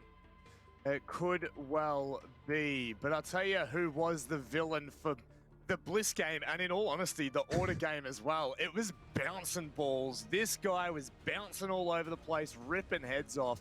And in all honesty, I think ever since he really came into the scene last year, he's been dominating, Vinny. I mean, as a player, is he not fearful in the server? Yeah, he brings that kind of unpredictable play style into the games, and he's very intimidating when he's in the server. You just saw there with his 85% cost. That's super high for somebody of his kind of caliber, and he's really shown tonight that he is able to get those kills in the rounds and open up the rounds for his team. Dev? Yeah, Bouncer's just so mechanically gifted, and he's always, it's not just about being able to flick and all that kind of stuff, but he's always ready, always aiming down sights. And I mean, if there's a moment, like for example, that right there, Nazgul kind of, had a bit of a rough moment, but Bouncin just capitalized on that. As soon as you give Bouncin an inch, he's going to take a mile. Yeah, one of those players that you really can't afford to make mistakes around. And like you were saying, Vinny, he is a highlighted player for a reason. It's because he can single-handedly open and close rounds for you. It's not even a double-edged sword. It's a double-edged sword in a good way, actually. He's quite versatile in that. So I think that most definitely he's looking quite sharp heading into tomorrow's game. But I am quite curious, Dev, to hear your final thoughts as we start to wrap things up here. Where are we sitting with Roflcopter right now? Because they have shown us today that they're not someone to be messed with. Yeah, look, honestly, all season I have loved Roflcopter. From the get-go, I've been their biggest fan, especially their Twitter content. Quite funny. Hashtag fly high, hashtag not too high. But they've taken it to some of the big teams in our league already.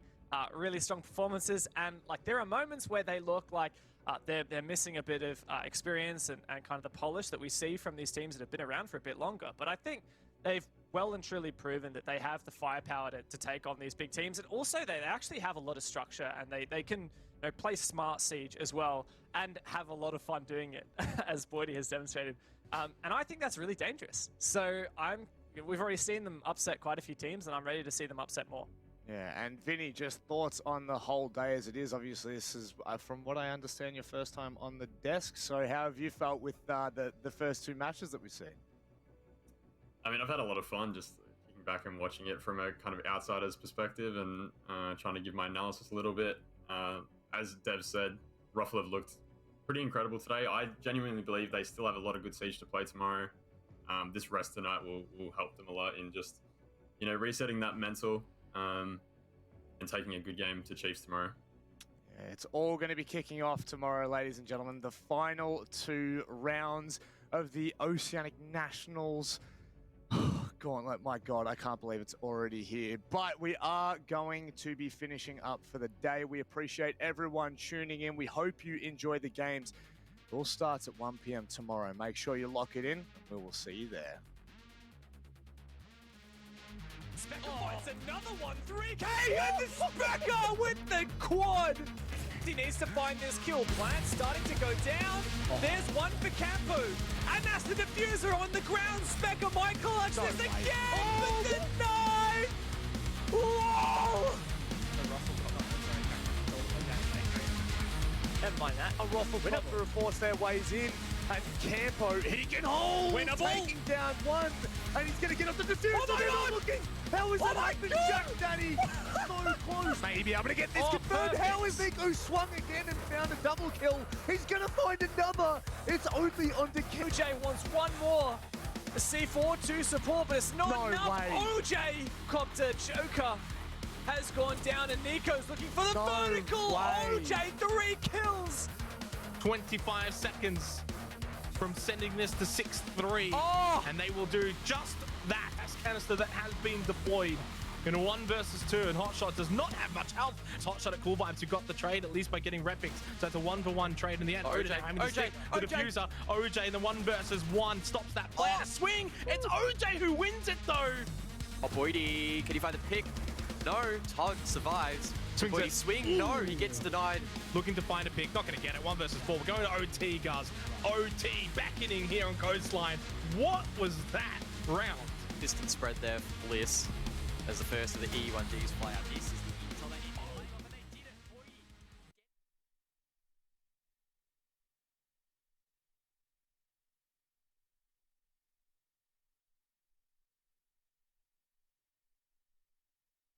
I'm running out of time. I'm running out of feeling so. I'm running out of time.